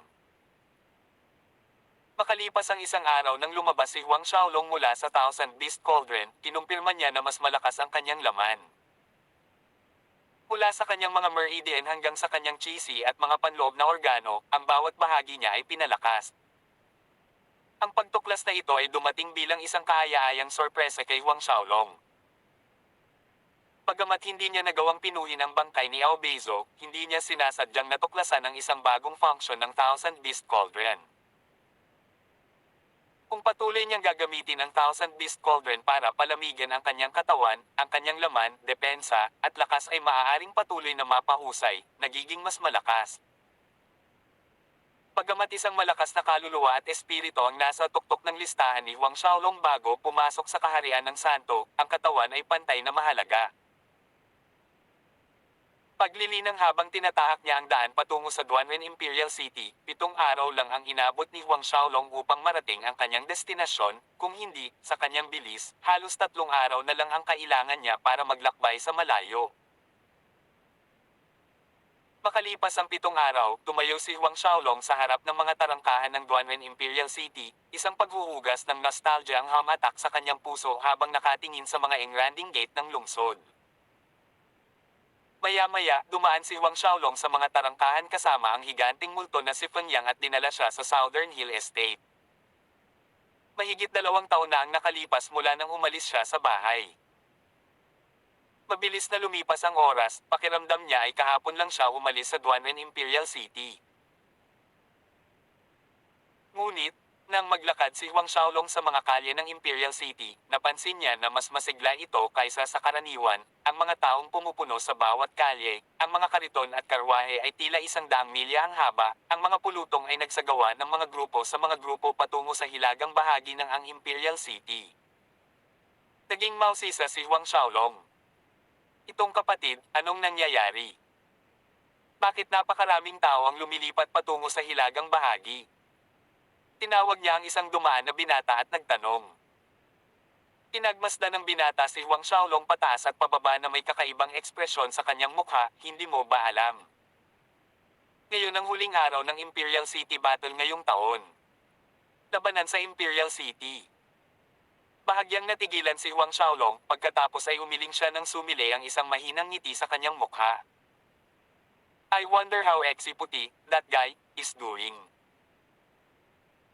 Ang binata na pinigilan ni Huang Xiaolong upang magtanong ay napansin na si Huang Xiaolong ay nakatayo doon at nangangarap ng gising, kaya't siya ay umalis ng tulala, hindi pinansin si Huang Xiaolong pagkatapos ng salita kay Huang Xiaolong, idiot. Tulala. Mapait na ngumiti si Huang Xiaolong, ito ang unang pagkakataon na binansagan siyang tanga. Nako, umalis si Huang Xiaolong sa lugar, dumiretso sa Southern Hill Estate. Sa lalong madaling panahon, si Huang Xiaolong at ang higanting aswang na si Feng Yang ay tumayo sa harap ng mga pintuan ng Southern Hill Estate. Ang pangunahing pasukan ng Southern Hill Estate ay 2 beses na mas malaki kumpara sa oras na umalis siya 2 taon na ang nakakaraan. Malamang na ito ay na-renovate pagkaalis ni Huang Xiaolong, ang 2 estatwa ng leon sa bawat gilid ng mga tarangkahan ay mukhang kahanga-hanga at nangingibabaw. Si Young Master, ito ang pinakamatandang Young Master, nakabalik na ang eldest Young Master. Sa puntong ito, nakilala ng gwardya na nakadestino sa harap ng Southern Hill Estate si Huang Xiaolong at nagsimulang magpahayag ng masaya sa tuktok ng kanyang mga baga. Sa sandaling umalangaw-ngaw ang boses ng gwardya, ang buong Southern Hill Estate ay kumulo sa pananabik. Umalangaw-ngaw ang mga yabag mula sa malayo. Si Huang Pang at Suyan ay nakitang walang habas na nagmamadali patungo sa pangunahing pinto. Sa likuran nila ay sina Huang Xiaohai, Zhao Shu, Zhang Fu, at isang grupo ng mga tapat na gwardya. Pinagmasdan ni Huang Xiaolong ang labis na kagalakan na ekspresyon sa mukha ng kanyang mga magulang habang nagmamadali silang lumabas, at sa hindi maipaliwanag, nabasa ang kanyang mga mata. Ito ay Longer, talaga, Longer ay bumalik. Natuwa si Suyan nang makita niya si Huang Xiaolong, nagmamadaling maunang dumating sa pinto bago ang iba, hinayla si Huang Xiaolong sa isang yakap. Matagal ka na ring bumalik. Napahikbi siya. Bahagyang malabo ang paningin ni Huang Xiaolong, tumango siya. Masigasig. Matagal bago payag si Suyan na pakawalan si Huang Xiaolong. Ama. Lumingon si Huang Xiaolong sa kanyang ama sa gilid. Bahagyang mamasa at pula ang mga mata ni Huang Pang, mabutit nakabalik ka na. Kuya. Huang Xiaohai step up, tumatawag. Tinapik ni Huang Xiaolong ang balikat ng kanyang nakababatang kapatid. Mas tumangkad ang kanyang nakababatang kapatid. Batang Panginoon. Nang matapos ang lahat ng miyembro ng pamilya sa kanilang mga pagbati, humakbang sina Zhao Shu at Zhang Fu, na gumagalang kay Huang Xiaolong. Sa panunood sa lahat ng naroroon, ang kanyang mga magulang, nakababatang kapatid, Zhao Shu, Zhang Fu, at iba pa, isang mainit na pakiramdam ang damaloy sa kanyang puso. Tawag. I prick. I-click. I subscribe kwentong nobela. Hindi magagapi. Tagalog Translator, Andy Dors Kabanata 338. Magsimula, pagpino sa Ghost King Ring. Pumalik na tayo sa mansyon. Sabi ni Huang Xiaolong sa kasalukuyang mga tao. Kaya, ang kanyang mga magulang na sina Huang Pang at Suyan, gayon din ang iba pa, ay naglakad pabalik sa loob. Sumunod sina Zhao Shu at Zhang Fu, samantalang si Feng Yang ay nakasunod kay Huang Xiaolong. Sa sandaling ito lamang nalaman ni Huang Pang, Suyan, Zhao Shu, at Zhang Fu ang presensya ni Feng Yang sa kanila.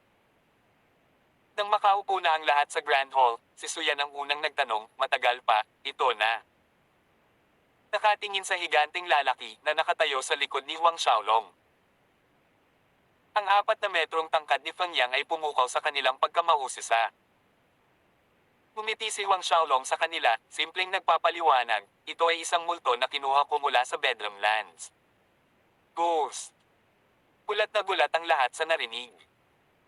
Tumango si Huang Xiaolong, binibigyang diin, isang Saint Realm Ghost. Saint Realm Ghost. Isa pang alon ng pagkabigla. Ang pagkuha ni Huang Xiaolong ng isang ghost entity ay sapat na nakakagulat para sa kanila, hindi kailanman sumagi sa isip nila na ang multong ito ay maaaring maging isang Saint Realm Cultivator. Kung ano ang kinakatawan ng isang eksperto sa Saint Realm, alam ng lahat ng naroroon. Sa kasalukuyang imperyo ng Duaren, kung gaano karaming mga eksperto sa Saint Realm ang naroon, mabibilang sila sa isang banda. Idinagdag pa ni Huang Xiaolong, tinatawag siyang Feng Yang. Pagkatapos ay bumaling siya kay Feng Yang, batiin ang housemaster at mistress. Ipinakilala silang dalawa ni Huang Pang at Suyan sa kanya. Ganap na natatakpan ng malaking itim na balabal, tumango si Feng Yang bilang pag-unawa, pagkatapos ay humakbang siya para bigyan ng tamang pagpupugay sina Huang Pang at Suyan. Bahagyang natarante, hindi alam kung ano ang gagawin, mabilis na sinabi sa kanya ni Huang Pang at Suyan na bumangon. Bagamat sa mga nakalipas na taon ay parehong nakita ni Huang Pang at Suyan ang ilang malalaking okasyon, ito pa rin ang unang pagkakataon na ang alinman sa kanila ay nakatanggap ng saludo mula sa isang Saint Realm Ghost. Pagbangon, muling bumalik si Feng Yang, nakatayo sa parehong lugar sa likod ni Huang Xiaolong sa magalang na paraan. Ang lahat ay namangha sa panonood nito, nagtataka kung paano nagawang tanggapin ni Huang Xiaolong ang isang multo ng Saint Realm bilang isang alipin. Longer, naging maayos ka ba nitong 2 taon sa Bedlam Lands? Maya-maya, nagtanong si Suyan. Hindi itinago ni Huang Xiaolong ang mga pangyayari sa Bedlam Lands, halos inilalarawan ang sitwasyon ng 2 taon na ginugol niya doon. Narinig kung paano nagawang kontrolin ni Huang Xiaolong ang Sky Magi Sect, Blood Swallow School, at sa wakas, ang Black Demon City, Huangpang at Suyan ay nabigla, ngunit masaya sila para sa kanilang anak ng sabay. Pagkatapos, dumating ito sa bahagi ng City of Myriad Gods, kung saan nagkaroon siya ng conflict kay Zhao Chen, kung saan sinubukan ng mga subordinate ni Zhao Chen na salakayin si Huang Xiaolong. Lahat ng nakikinig ay nakabitin ang kanilang mga puso sa hangin. Sa pagbanggit kung paano tinulungan siya ni Hyun Sayong, isa sa nangungunang 10 eksperto sa Bedlam Lands na lutesin ang agarang krisis, lahat ay nakahinga ng maluwag, masaya na si Huang Xiaolong ay nakaiwas sa mga hindi kinakailangang problema. Ang isa pang pagsabog ng kagalakan ay kumalat sa maliit na grupo sa mga pakikipagsapalaran ni Huang Xiaolong sa Broken Tiger Reef, nakikinig sa kung paano niya dinalisay ng espiritual na enerhiyang isda, nilalamon ang walang pangalan na bunga ng apoy, at mga divine grade na spirit pellet, na lubos na nagpapataas ng kanyang lakas. Gayunpaman, pagdating sa Ghost City at Ghost King Palace, pinagmasdan ni Huang Xiaolong ang mga detalye, nang hindi isinalaysay ang usapin ng kanyang ikalawang pakikipaglaban kay Zhao Chen. Tinasabi lamang na pumasok siya sa kuweba ng paglilinang ng Ghost King at nagawang mahanap ang Ghost King's ring. Ang lahat ng nasa hall ay mga taong pinagkakatiwalaan ni Huang Xiaolong, kaya hindi niya itinago ang katotohanan na nakuha niya ang Ghost King ring mula sa kanila, at hindi nag-aalala na ang bagay na ito ay lumabas. Matapos ikwento ang kanyang karanasan sa Bedlam Lands, tinanong ni Huang Xiaolong ang kanyang mga magulang tungkol sa kanilang buhay, sa kasalukuyang sitwasyon ng Southern Hill Estate, at tungkol din sa kanyang nakababatang kapatid na babae, si Huang Min. Nakahinga ng maluwag si Huang Xiaolong dahil alam niyang walang masyadong nangyari sa Southern Hill Estate sa nakalipas na 2 taon. Maganda ang kalagayan ng kanyang kapatid na si Huang Min pagkatapos na ikasal sa Guo family, at madalas siyang babalik upang bisitahin sila.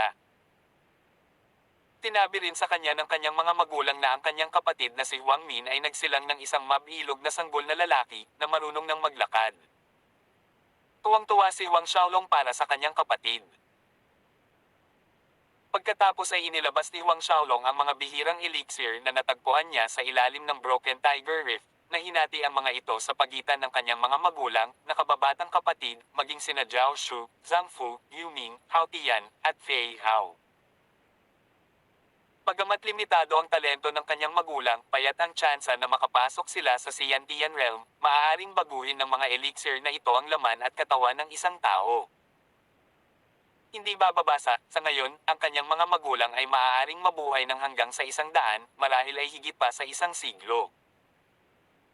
Higit pa rito, naniniwala si Huang Xiaolong na sa loob ng 100 taon ay makakalusot siya sa God Realm. Hanggat nabubuhay pa ang kanyang mga magulang sa oras na iyon, magkakaroon siya ng paraan upang hayaan ang kanyang mga magulang na makapasok sa kaharian ng Xiantian. Hindi nagtagal, naghiwa-hiwalay ang lahat mula sa Grand Hall at bumalik si Huang Xiaolong sa kanyang sariling bakuran. Doon, tinawag niya sina Zhao Shu at Zhang Fu upang tulungan siya sa pagpino ng Ghost King Ring. Nang dumating silang dalawa, dinala sila ni Huang Xiaolong sa makajos na mount. Ang espasyo ni Zumi at kinuha ang Ghost King Ring. Sa pagtingin sa translucent na singsing, naglalabas ng malambot na purplish glow, parehong sina Zhao Shu at Zhang Fu ay may marangal na ekspresyon sa kanilang mga mukha. Sa kanilang high-level na Saint Realm strength, pareho nilang masasabi sa isang sulyap na ang pagbabawal sa Ghost King Ring na ito ay hindi simple. Magsimula tayo. Sabi ni Huang Xiaolong habang tumatakbo ang Battle Chi sa kanyang Chi Si, sabay turo sa totoong Essence Fire sa loob ng kanyang dantian. Nang makita ito, parehong itinulak ni na Zhao Shu at Zhang Fu ang kanilang Battle Chi sa bawat pagsisikap, bawat isa ay naglagay ng palad sa likod ni Huang Xiaolong, inilipat ang Battle Chi mula sa kanilang mga katawan patungo kay Huang Xiaolong.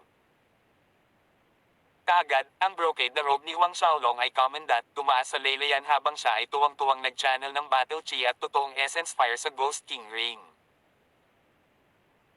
Ang Ghost King ring ay nanginginig at isang purple light beam ang bumaril sa langit, kasabay nito, ang hiyawan at alulong ng libu-libong masasamang espiritu ay umalangaw sa mga tainga ng tatlo, na umalangaw sa buong bulwagan ng templo.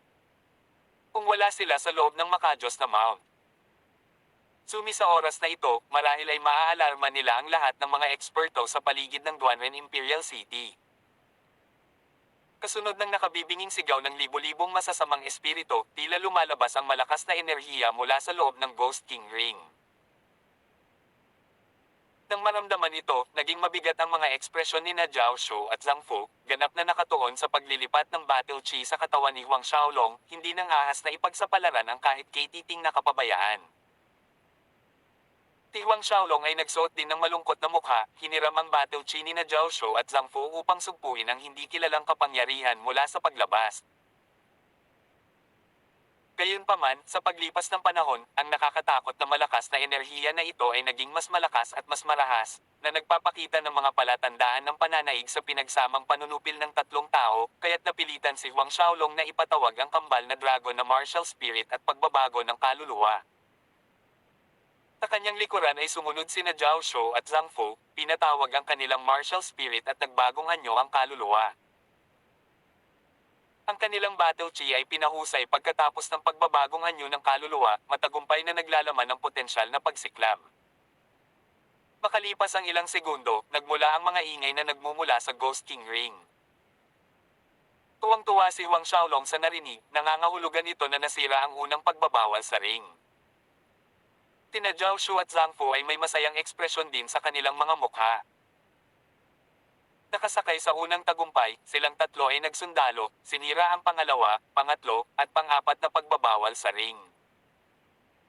Ngunit, habang pababa sila, mas mahirap sirain ang susunod na pagbabawal. Sa oras na matagumpay nilang nilabag ang ika-6 na pagbabawal, 3 mahabang oras na ang lumipas. Napansin ni Huang Xiaolong na ang dalawang masasamang dragon na inukit sa Ghost King Ring ay naging matingkad na pula na parang nilubog sa dugo. Hindi lamang iyon, ang kanilang mga mata ay kumikinang na pula na nagbibigay ng labis na nakakatakot na pakiramdam.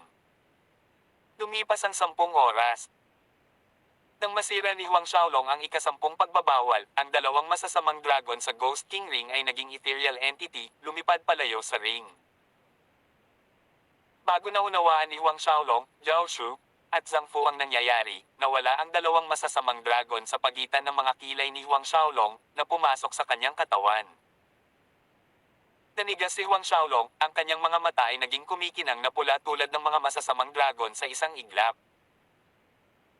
Isang napakalaking kapangyarihan ang pumalit sa kamalayan ni Huang Xiaolong sa isang kisap mata habang sinisira ang bawat bahagi ng kanyang mga meridian. Sakit, sobrang sakit. Hindi na nakatiis pa si Huang Xiaolong, napabalikwas ang kanyang ulo na umuungal sa sakit. Soberano. Si Jiao Shu at Zhang Fu ay nabigla sa biglaang pagliko ng pangyayari. Nang malapit na sila kay Huang Xiaolong, ang nakakatakot na enerhiya na nagtataglay ng katawan ni Huang Xiaolong ay naglabas ng isang sagupaan ng enerhiya na nagpapalipad sa kanila pabalik na bumulwak ng dugo mula sa kanilang mga bibig. Tawag. I-prick. I-click. I-subscribe kwentong nobela. Hindi magagapi. Tagalog Translator, Andy Dors Kabanata 339. Sumisip-sip sa Ghost King Dan. Napatulala sina Jiao Shu at Zhang Fu. Yung nakakagulat na kapangyarihan kanina lang. God Realm. Ito ay ang kapangyarihan ng isang master ng God Realm.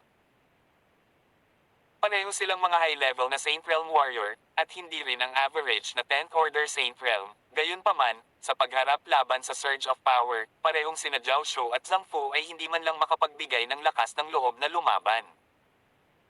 Ang tanging paliwanag para dito ay ang kapangyarihan ng isang master ng God Realm. Sa puntong ito, ang bawat pulgada ng balat ni Huang Xiaolong ay tila nabuhusan ng pulang dugo. Mula sa kanyang mga mata hanggang sa kanyang leeg, pababa sa magkabilang braso, ang mga pulang mabangis na pattern ay umusbong sa ilalim ng kanyang balat, na mukhang napakasama at nakakatakot. Sa buong panahon, ang matinding sakit ay patuloy na umaatake sa loob ni Huang Xiaolong. Napahawak si Huang Xiaolong sa kanyang ulo, ang kanyang namamaos na boses ay umuungol sa sakit. Habang pinapanood ito, sina Zhao Shu at Zhang Fu ay nagpalitan ng tingin, parehong lumukso patungo kay Huang Xiaolong, gustong hilahin ang kanyang mga braso palayo sa kanyang ulo, at sa parehong oras, sinusubukang sugpuin ang nakakatakot na enerhiya na nagdudulot ng kalituhan sa katawan ni Huang Xiaolong. Ngunit nang mahawakan nila ang braso ni Huang Xiaolong, muli silang natapon ng napakalakas na kapangyarihan sa loob ng katawan ni Huang Xiaolong. Sa pagkakataong ito, pareho silang naitaboy ng mas malayo na humahampa sa mga dingding ng Zumi Temple. Kinailangan ng ilang pagsisikap para makabangon muli sina Zhao Shu at Zhang Fu. Biglang huminto ang matinding pagungol ni Huang Xiaolong. Sa panonood ni Huang Xiaolong, nakita ni na Zhao Shu at Zhang Fu ang isang pulang apoy na kumalat sa kanya, na bumabalot sa katawan ni Huang Xiaolong na parang isang layer ng proteksyon. Nang lumitaw ang pulang apoy na ito, nagsimulang gumaling ang mga meridian at laman ni Huang Xiaolong na napinsala ng sumasalakay na kapangyarihan. Habang nasusunog ang pulang apoy, nabuo ang isang layer ng makapal na kalas membrane sa ibabaw ng balat ni Huang Xiaolong. Katulad ng nirvana ng Phoenix, na muling isinilang mula sa abo, nagsimulang lumabas ang katawan ni Huang Xiaolong ng tumitibok na sigla. Ang nanlilisik na pulang Diablo pattern sa ilalim ng kanyang balat ay unti-unting umatras at naglaho. Nagkatinginan sina Zhao Shu at Zhang Fu na may pagkagulat sa nakakagulat na pagbabagong nangyayari sa kanilang mga mata. Ngunit bago sila makapagpahinga, muling lumitaw ang mga pattern ng pulang Diablo na sinamahan ng pagbabalik ng nakakatakot na kapangyarihan. Si Huang Xiaolong ay nagsimulang humagulgol sa sakit, hawak ang kanyang ulo. Ilang sandali pa, muling lumitaw ang bulk zone ng sigla. Nawala ang mga pattern ng pulang demonyo. Ang proseso ay paulit-ulit para sa kabuuang 10 beses. Pagkaraan ng ika-10 pagkakataon, ang mga pattern ng Red Devil ay tunay na hamupa, habang ang sigla ay patuloy na nagniningning mula sa katawan ni Huang Xiaolong. Masigla, sagana, napakalakas na kapwa sina Zhao Shu at Zhang Fu ay kulang sa bokabularyo upang ilarawan ang kapaligiran. Pagamat nakatayo siya roon, ipinaramdam ni Huang Xiaolong na siya ay ibang tao sa kabuuan. Sina Zhao Shu at Zhang Fu ay nagpalitan ng isa pang nagdududang sulyap, maingat na lumapit kay Huang Xiaolong. "Sovereign, okay ka lang ba?" Tanong ni Zhao Shu, pinagmamasdan ng mabuti ang ekspresyon at galaw ni Huang Xiaolong. Tumingin si Huang Xiaolong, ang mga eskarlate na mata na nakatingin sa kanila ay talagang naging sanhi ng panginginig ni na Zhao Shu at Zhang Fu nang magkita sila. Gayunpaman, napakabilis, ang pulang-pula sa mga mata ni Huang Xiaolong ay nawala. "Ayos lang ako." Umiling si Huang Xiaolong. Tiniis niya. Sa paggunita sa purgatoryong pagpapahirap na naranasan niya, isang malamig na panginginig ang dumaan kay Huang Xiaolong nang hindi sinasadya. Sa mga huling oras, ang kanyang mga meridian ay sinalanta, nabasag, at pagkatapos ay gumaling, paulit-ulit. Ito ay mas kakilakilabot at masakit kaysa sa balatan ng buhay. "Sovereign, okay ka lang ba?" Lumapit si Zhang Fu sa tabi ni Zhao Shu, muling humingi ng kumpirmasyon. Nang mapansin ang pag-aalala sa mga mata ni na Zhao Shu at Zhang Fu, ngumiti siya, "Okay lang ako, ano ang maaaring mangyari sa akin?" Hindi lamang walang problema sa kanyang katawan, mas maganda pa ang pakiramdam nito kaysa dati. Paglabas mula sa pagsubok na iyon, napansin niya ang dalawang bagay, ang kanyang battle chi cultivation ay umabot sa tugatog ng half-saint, at ikalawa, ang tunay na asensya sa kanyang dantian ay pinahusay ng mga lukso at hangganan. Ang kanyang pangkalahatang pisikal na depensa ay higit na nalampasan ang antas ng isang karaniwang Saint Realm warrior. Nang makita ang ekspresyon ni Huang Xiaolong na may pagkakahawig sa kanyang normal na sarili, sa wakas ay lumuwag ang nakasabit na puso ni na Zhao Shu at Zhang Fu. "Sovereign, ang kapangyarihang iyon kanina?" Tanong ni Zhao Shu. Malamang na bakas ng kapangyarihan na natamo ng Ghost King sa ring nang pinuhin niya ito. Pinag-isipan ni Huang Xiaolong ang tanong at sinagot si Zhao Shu. Bagamat isa lamang itong mahinang hibla ng kapangyarihan na naiwan ng Ghost King, muntik nitong matanggal si Huang Xiaolong. Kung hindi dahil sa kanyang malakas na paghahangad at madadaanan na espiritual na puwersa, na may parehong itim at asul na mga dragon na nagpoprotekta sa kanyang kaluluwa, siya ay nawala sa kanyang sarili sa sakit, namamatay sa proseso. Ang lakas ng Ghost King ay talagang umabot sa isang nakakatakot na antas. Naiinggit si Zhang Fu. Ang kaunting kapangyarihan na itinago ng Ghost King sa Ghost King Ring daan-daang libong taon na ang nakalilipas ay sapat na para masaktan silang dalawa, maaari lamang nilang subukang isipin ang lawak ng tunay na lakas ng Ghost King. Kung hindi dahil sa katotohanang lumipas ang mahabang panahon, nababawasan ang kapangyarihan, ngayon pa lang ay napunta sina Zhao Shou at Zhang Fu sa higit pa sa simpleng malubhang pinsala. Kasunod nito, binigyan ni Huang Xiaolong ang bawat isa sa kanila ng isang patak ng Geocentric Buddha Elixir. Nagpasalamat sina Zhao Shou at Zhang Fu at pinaalis silang dalawa ni Huang Xiaolong sa makajos na bundok Zumi. Nang mag-leave, pareho silang pumasok sa closed door practice para magpagaling. Pagkaalis ng dalawa, nagsimulang tingnan ni Huang Xiaolong ang mga bagay sa loob ng Ghost King Ring. Ang pagkalat ng kanyang espiritual na pakiramdam sa loob, ang kanyang natagpuan ay isang karagatan ng dugo. Maraming mga multo ang nakahover sa itaas ng karagatan ng dugo, ngunit ang kakaiba ay, sa halip na isang matinding aura ng multo, ang mga multong ito ay naglalabas ng mapayapang gintong ningning. Mula sa mga katawan ng mga multong iyon, si Huang Xiaolong ay nakahinga ng malabong halimuyak. Ang bango ng spirit pellets. Agad na naunawaan ni Huang Xiaolong, ang malalaking multong iyon na umaaligid sa ibabaw ng karagatan ng dugo ay pawang Ghost King Dance. Ang Ghost King Dance na nagkaroon ng hugis. Higit pa rito, ang bawat paghahayag ng Ghost King Dan ay nakarating sa kaharian ng santo sa paglilinang. Bagamat walang umabot sa kalagitnaan o mataas na antas, mas malakas pa rin sila kumpara sa higanteng multo na si Feng Yang na nag-a-average sa late First Order Saint Realm. Nasa sabik, kinuha ni Huang Xiaolong ang isa sa mga pagpapakita ng Ghost King Dan mula sa karagatan ng dugo. Sa sandaling lumabas ang multo sa spatial ring, nakita ang presensya ni Huang Xiaolong, walang pag-aalinlangan itong sumugod sa kanya. Umisi si Huang Xiaolong, sa pamamagitan ng simpleng pag-wave ng kanyang palad, pinalipad niya pabalik ang multo. Kung si Huang Xiaolong ay isa pa ring piklate si Yan Tian 10th Order, kailangan niyang magsikap ng kaunti pa para mapasuko ang Saint Realm Ghost na ito, ngunit ngayon, ito ay walang hirap. Naabutan ni Huang Xiaolong ang multo sa isang kisap mata, isang earthen Buddha palm ang tumpak na tumama sa katawan ng multo. Lumipad ang katawan nito sa ibang direksyon.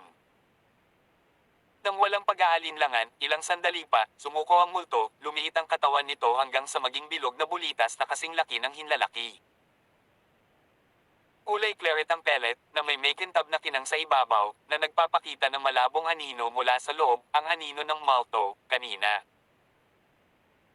Hindi nagaksaya ng oras, nakaupo si Huang Xiaolong na naka-cross-leg sa loob ng Ten Buddha Formation habang nilulunok niya ang pellet. Napuno ng masaganang enerhiya si Huang Xiaolong na parang malalaking alon na kumalat sa kanyang mga paa at katawan. Itinuon ni Huang Xiaolong ang lahat ng kanyang pagsisikap sa pagpino at pagsipsip ng enerhiya mula sa Ghost King na si Dan. Habang umuunlad siya, nagsimulang mag-evolve ang kanyang qi. Ang likidong laban ng qi sa kanyang qi ay nagsimulang mag-condense na parang malapit ng tumigas, nakahawig ng brilyante, na sumasalamin sa malambot na kalat-kalat na mga kislap ng metal na ginto. Ang tatlong mandato sa itaas ng qi ni Huang Xiaolong ay nagniningning din na may parehong gininto ang kislap. Ang mga hibla ng masasamang aura ay lumutang mula sa katawan ni Huang Xiaolong, ngunit mabilis silang nilamon ng Ten Buddha Formation. Pagkaraan ng 2 araw at 3 gabi, binuksan ni Huang Xiaolong ang kanyang mga mata. Kawakas, na-absorb niya ng buo ang isang Ghost King na si Dan. Kaya ganito. Ulalas ni Huang Xiaolong sa sarili. Matapos pinuhin ng isang Ghost King Dan, sa wakas ay naunawaan ni Huang Xiaolong kung bakit ang maalamat na Ghost King na ito na si Dan ay sinasabing may kakayahang tumulong sa mga half-saints at pinakamataas na half-saints sa pagpasok sa Saint Realm. Ang pagpasok sa Saint Realm ay lubos na nakadepende sa battle chi cultivation ng isang tao at mahirap makamit, halos imposible. Kasabay nito, ang isang tao ay dapat magkaroon ng tiyak na pag-unawa sa batas sa kalawakan, at ang Ghost King na ito na si Dan ay naglalaman ng kaliwanagan ng Ghost King patungo sa batas sa kalawakan. Ang pagpino at pag-absorb ng isang Ghost King na si Dan ay magbibigay daan sa isang tao na makabuo sa pag-unawa sa batas sa kalawakan ng Ghost King, sa makatuwid ay lubos na nagdaragdag ng pagkakataon ng isang tao na makapasok sa kaharian ng santo. Tawag. I-prick. I-click. I-subscribe kwentong nobela. Hindi magagapi. Tagalog Translator, Andy Dors Kabanata 340. Pinipino ang Supreme Ghost Flag. Gayunpaman, kahit na ang Ghost King na si Dan ay naglalaman ng pag-unawa sa batas sa kalawakan ng Ghost King, hindi ito nangangahulugan na ang isang tao ay maaaring makalusot sa Saint Realm sa pamamagitan lamang ng paglunok ng isa o dalawang Ghost King dance. Ang teritoryo ng Saint Realm ay hindi ganoon kadaling pasukin. Tinulyapan ni Huang Xiaolong ang mga multo na lumulutang sa ibabaw ng karagatan ng dugo sa loob ng Ghost King Ring. Ang isang magaspang na pagtatansya ay nagbigay kay Huang Xiaolong ng bahagyang higit sa 400 Ghost King dance. Kung si Huang Xiaolong ay nasisipsip lahat ng mga ito ay malamang na sapat na upang itulak siya sa kaharian ng santo.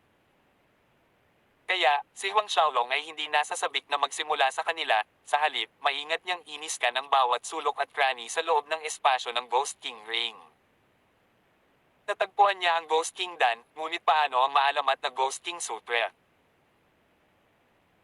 Ang ikinagulat ni Huang Xiaolong ay ang kanyang espiritual na kahulugan ay naggalugad pataas, pababa, at patagilid sa paligid ng kalawakan, ngunit wala siyang nakitang anumang palatandaan na may kaugnayan sa lihim na kasanayan sa paglilinang. Sa susunod na sandali, muling natano ng mga mata ni Huang Xiaolong ang karagatan ng dugo. Paano ang ilalim ng karagatan ng dugo? Nang sinubukan ng espiritual na pakiramdam ni Huang Xiaolong na galugarin ang karagatan ng dugo, isang nakakasilaw na liwanag ang bumungad at nawasak ang espiritual na pakiramdam ni Huang Xiaolong. Wala siyang paraan upang suriin ang ilalim ng karagatan ng dugo. Isang maliit na pagsimangot ang nabuo sa pagitan ng mga kilay ni Huang Xiaolong. Siya ay dumulog sa mata ng impyerno, ang nakakatakot na pulang glow ay sumilay sa singsing at sa loob nito, ngunit ito ay nakapasok lamang sa 10 sang pababa mula sa ibabaw ng karagatan, na hindi na makakita pa pababa. Sa huli, pagkatapos ng maraming pagtatangka, maaari lamang sumuko si Huang Xiaolong sa ngayon. Mukhang kailangan kong subukan pagkatapos makapasok sa Saint Realm. Huang Xiaolong speculated in his mind. Pagkatapos ay inalis niya ang Ghost King Ring at kinuha ang Supreme Ghost Flag na nakuha niya nang talunin niya si Feng Yang papunta sa Cultivation Cave ng Ghost King. Sa paglalakbay pabalik, nakatuon si Huang Xiaolong sa pagpapabuti ng kanyang makajos na sining na Zumi, Azure Tactics, pati na rin ang pagkakaroon ng magandang oras, na hindi direktang naging dahilan upang mapabayaan niya ang Supreme Ghost Flag na ito. Pagkatapos pinuhin ang Supreme Ghost Flag at gamitin ito bilang core para ayusin ang Sea of Devils at Ghosts Array, hindi lang nito mabitag ang mga kalaban, maaalis din sila. Si Huang Xiaolong ay nakatayo sa gitna ng Ten Buddha Formation matapos kunin ang Supreme Ghost Flag. Dahan-dahan ngunit tiyak, binura niya ang Tool Spirit sa loob ng Supreme Ghost Flag gamit ang Buddhism energy mula sa formation. Nang matapos iyon, bumunot siya ng isang patak ng dugo mula sa kanyang puso, pinatulong ito sa Supreme Ghost Flag, kaagad, nabuhay ang libu-libong diablo at multo sa loob ng bandila, mahinang umalangaw mula sa bandila ang matinis na hiyawan at halulong. Kasabay nito, ang mga mahiwagang ron sa flagstaff ay kumislap sa isang nakasisilaw na liwanag. Ayon sa pamamaraang sinabi sa kanya ni Feng Yang noon pa man, mabilis na pinigilan ni Huang Xiaolong ang kumukulo na aura ng multo mula sa bandila ng multo habang binansagan niya ang sariling marka ng kaluluwa sa bandila. Lumipas ang isang araw. Biglang sumikat ang maliwanag na liwanag mula sa watawat ng multo na nagpailaw sa buong bulwagan ng templo. Habang lumalabo ang liwanag, dahan-dahang tumahimik ang mukhang masasamang inscription ng mga demonyo at multo. Nang makita ito, nakahinga ng maluwag si Huang Xiaolong. Pagkatapos ng isang araw na pagsusumikap, sa wakas ay lubos niyang napino ang Supreme Ghost Flag. Buti na lang, nabura muna niya ang Tool Spirit sa loob sa suporta ng Ten Buddha Formation, kung hindi, baka hindi niya mapino itong Supreme Ghost Flag kahit na gumamit siya ng 10 araw hanggang kalahating buwan. Sa kabila nito, ang kanyang battle chi at ang tunay na diwa sa kanyang dantian ay higit na natupok sa proseso. Kaya naman, lumunok si Huang Xiaolong ng isang patak ng Geocentric Buddha Elixir at nagsagawa ng Instant Recovery Martial Ability, kumikinang na asul na mga ilaw na kumikinang sa paligid ng katawan ni Huang Xiaolong. Pagkalipas ng ilang segundo, nabawi ang kanyang ginugol na battle chi at tunay na diwa. Siguro kung gaano ito kalakas. Nagtatakang bulong ni Huang Xiaolong. Lumabas si Huang Xiaolong sa Zumi Temple. Pagdating sa sarili niyang maliit na bakuran, itinaas niya sa ere ang Supreme Ghost Flag. Umaba ang Supreme Ghost Flag mula sa himpapawid, ang ibabang dulo ng flagstaff ay naayos sa gitna ng bakuran. Tinatakbo ni Huang Xiaolong ang kanyang battle chi at nagsimulang gumalaw ang masasamang diablo at mga drawing ng multo sa watawat, nagsimulang kumislap ang mga mahiwagang runic pattern sa flagstaff. Sa sandaling iyon, sumiklab ang napakalaking ghost aura na parang isang flash flood na lumabas mula sa ghost flag. Kasama sa aura ng multo ang mga masasamang espiritu at diablo, sunod-sunod. Nagpakita sila na parang walang katapusan. Ang bawat isa sa kanila ay talagang may lakas ng isang peak half-saint ghost. Sa una, si Huang Xiaolong ay natigilan, at pagkatapos ay ang pagkabigla ay napalitan ng tuwa. Bagamat ang mga diablo at masasamang espiritong ito ay may lakas lamang ng mga kalahating santo, sila ay nagtagumpay sa bilang. Ang isang First Order Saint Realm na gumagala o naliligaw sa loob ng array ay mawawalan ng buhay, walang duda. Kahit na ang kalaban ay isang Second Order Saint Realm Warrior, ang hanay ay maaaring maglaman ng mga ito sa loob ng ilang oras, hindi sila makakalabas. Higit pa rito, ang kapangyarihan ng Supreme Ghost Flag na ito ay maaaring mapahusay, kapag mas maraming eksperto ang nilamon ng bandila ng multo, mas magiging malakas ito. Matapos subukan ang kapangyarihan ng Supreme Ghost Flag sa loob ng isang oras o higit pa, itinago ito ni Huang Xiaolong. Dahil maingat si Huang Xiaolong na limitahan ang lugar sa loob ng kanyang bakuran, ang dumadagandong na aura ng multo ay hindi nag-alerto sa sinuman sa Southern Hill Estate. Natapos na ang gusto niyang gawin, lumabas si Huang Xiaolong sa kanyang bakuran patungo sa direksyon ng Grand Hall, ngunit nang dumaan siya sa bakuran ng kanyang nakababatang kapatid na si Huang Xiaohai, nakarinig siya ng malalakas na putok ng suntok na tumatama sa hangin. Huminto ang kanyang mga yapak. Sa pagbabago ng direksyon, nakatayo si Huang Xiaolong na nanunood mula sa pasukan ng bakuran ni Huang Xiaohai. Si Huang Xiaohai, nahiyubot-hubad ang pangitaas na katawan, na nagpapakita ng matibay na maskuladong katawan, ay nagsasanay ng isang set ng fist skill na tinatawag na Heart-Barrowing Fist, isang mid-grade Earth Rank battle skill. Sa kasalukuyang reputasyon at lakas ng Huang family, hindi mahirap magkaroon ng mga kasanayan sa pakikipaglaban sa ranggo ng Earth. Nang marinig ang tunog ng mga yabag, lumingon si Huang Xiaohai, nagniningning nang makita niya si Huang Xiaolong. Paghinto ng kanyang pagsasanay, siya ay sumigaw, "Kuya." Tumango si Huang Xiaolong habang nakangiti, naglalakad papunta sa bakuran. Narinig kong sinabi ni na tatay at nanay na mayroon kang target ng pagmamahal. Tanong ni Huang Xiaolong. Nang marinig ang tanong na ito, namula ang mukha ni Huang Xiaohai, awkwardly. Ano ang dapat ikahiya? Tinuwanan ni Huang Xiaolong ang kanyang nakababatang kapatid. Si Huang Xiaohai ay 20 na sa taong ito, sa martial spirit world, isang binata ang mag-uuwi ng nobya sa edad na 18 o 19. Halika, maglakad-lakad tayo mga kapatid at uminom ng alak.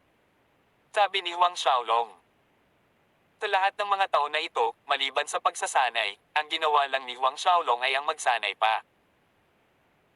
Kaunting oras ang ginugol niya sa pagsama sa kanyang mga magulang at mas kaunting oras na ibinigay sa nakababatang kapatid niyang ito. Oo, kuya. Tuwang-tuwa si Huang Xiaohai, tumakbo siya para magsuot ng damit at lumabas ng Southern Hill Estate. Si Huang Xiaolong ay hindi tumawag ng sino mang gwardya na kasama nila, dalawa lang silang magkapatid na nagsasama-sama. Sa kabuuan, ang oras na ginugol ni Huang Xiaohai sa Duanan Imperial City ay mas mahaba kaysa sa Huang Xiaolong sa ngayon. Buong taon, nanatili si Huang Xiaohai sa kanyang bakuran, nagsasanay, kaya hindi siya pamilyar sa Imperial City sa labas ng 4 na pader ng Southern Hill Estate. Habang naglalakad, tinanong ni Huang Xiaolong ang tungkol sa practice ni Huang Xiaohai, ang mga problema niya, na isa-isang nilinaw kay Huang Xiaohai. Kahit na paminsan-minsan ay ginagabayan nina Zhao Shu at Zhang Fu si Huang Xiaohai, ang ilang aspeto ng kanilang pangunawa sa battle chi ay limitado kumpara kay Huang Xiaolong. Sa pakikinig sa paliwanag ni Huang Xiaolong, si Huang Xiaohai ay nakakuha ng mas malalim na antas ng pangunawa na may kaugnayan sa labanan chi at sa kanyang sariling paglilinang. Naglakad ang magkapatid na walang direksyon habang nag-uusap hanggang makalipas ang 1 oras at kalahati. Puminto si Huang Xiaolong sa harap ng isang restaurant na tinatawag na Happy Monarch House. Mula sa panlabas na anyo, ang Happy Monarch House na ito ay mukhang eleganteng pinalamutian, ang buhay na kapaligiran sa loob ay ramdam kung saan sila nakatayo. Paano ang Happy Monarch Restaurant na ito? Tumingin si Huang Xiaolong sa kanyang nakababatang kapatid. 2 lugar lang ang napuntahan niya noon ay ang Unforgettable Intoxication Restaurant, kung saan mayroon silang beauty, allure wine, na sa tingin niya ay hindi masama, at ang isa pa ay ang Sapideti Wine House, na binisita niya kasama si Exi Puti para uminom. Sapideti Wine. Narinig ko na ang Happy Monarch's hometown wine ay medyo masarap. Sabi ni Huang Xiaohai. Hometown wine. Idinagdag ni Huang Xiaolong ang isa pang tanong, nandito ka dati? Umiling si Huang Xiaohai, random ko lang narinig na nagsalita ang ilan sa mga estate guard tungkol dito. Tumango si Huang Xiaolong, halika, pasok na tayo. Pumasok ang magkapatid, umakyat sa unang palapag, naghanap ng mesa na mas malapit sa bintana at naupo. Tinawag ang waiter, nag-order sila ng ilang pinggan at 2 pitchel ng hometown wine upang makita kung talagang masarap ito gaya ng sinabi ng mga gwardya. Hindi nagtagal, dinala ng waiter ang kanilang mga order, na puno ang mesa ng mga mabangong pinggan at 2 pitchel ng alak. Nang gustong alisin ni Huang Xiaolong ang tapon ng alak, nakarinig sila ng malalakas na ingay ng talakayan mula sa susunod na mesa. Narinig mo ba, ang unang nagwagi ng Imperial City Battle ngayong taon ay isang binata na nagngangalang Woping. Ang martial spirit ni Woping na ito ay isang pinakamataas na baitang 13 na white bear, isang bata pa, 22 taong gulang at isa ng Xiantian Second Order. Tinasabi ng ilang tao na ang talento ni Woping ay higit pa sa Young Noble Divine Dragon ng taong iyon, si Huang Xiaolong. Tawag. I-prick. I-click. I-subscribe kwentong nobela. Hanggang dito na lang muna mga masters. Salamat sa pagsubaybay mga lods. Abangan lamang ang kasunod na episode. Nang hindi magagapi. Dito sa ating channel. Kwentong Nobela.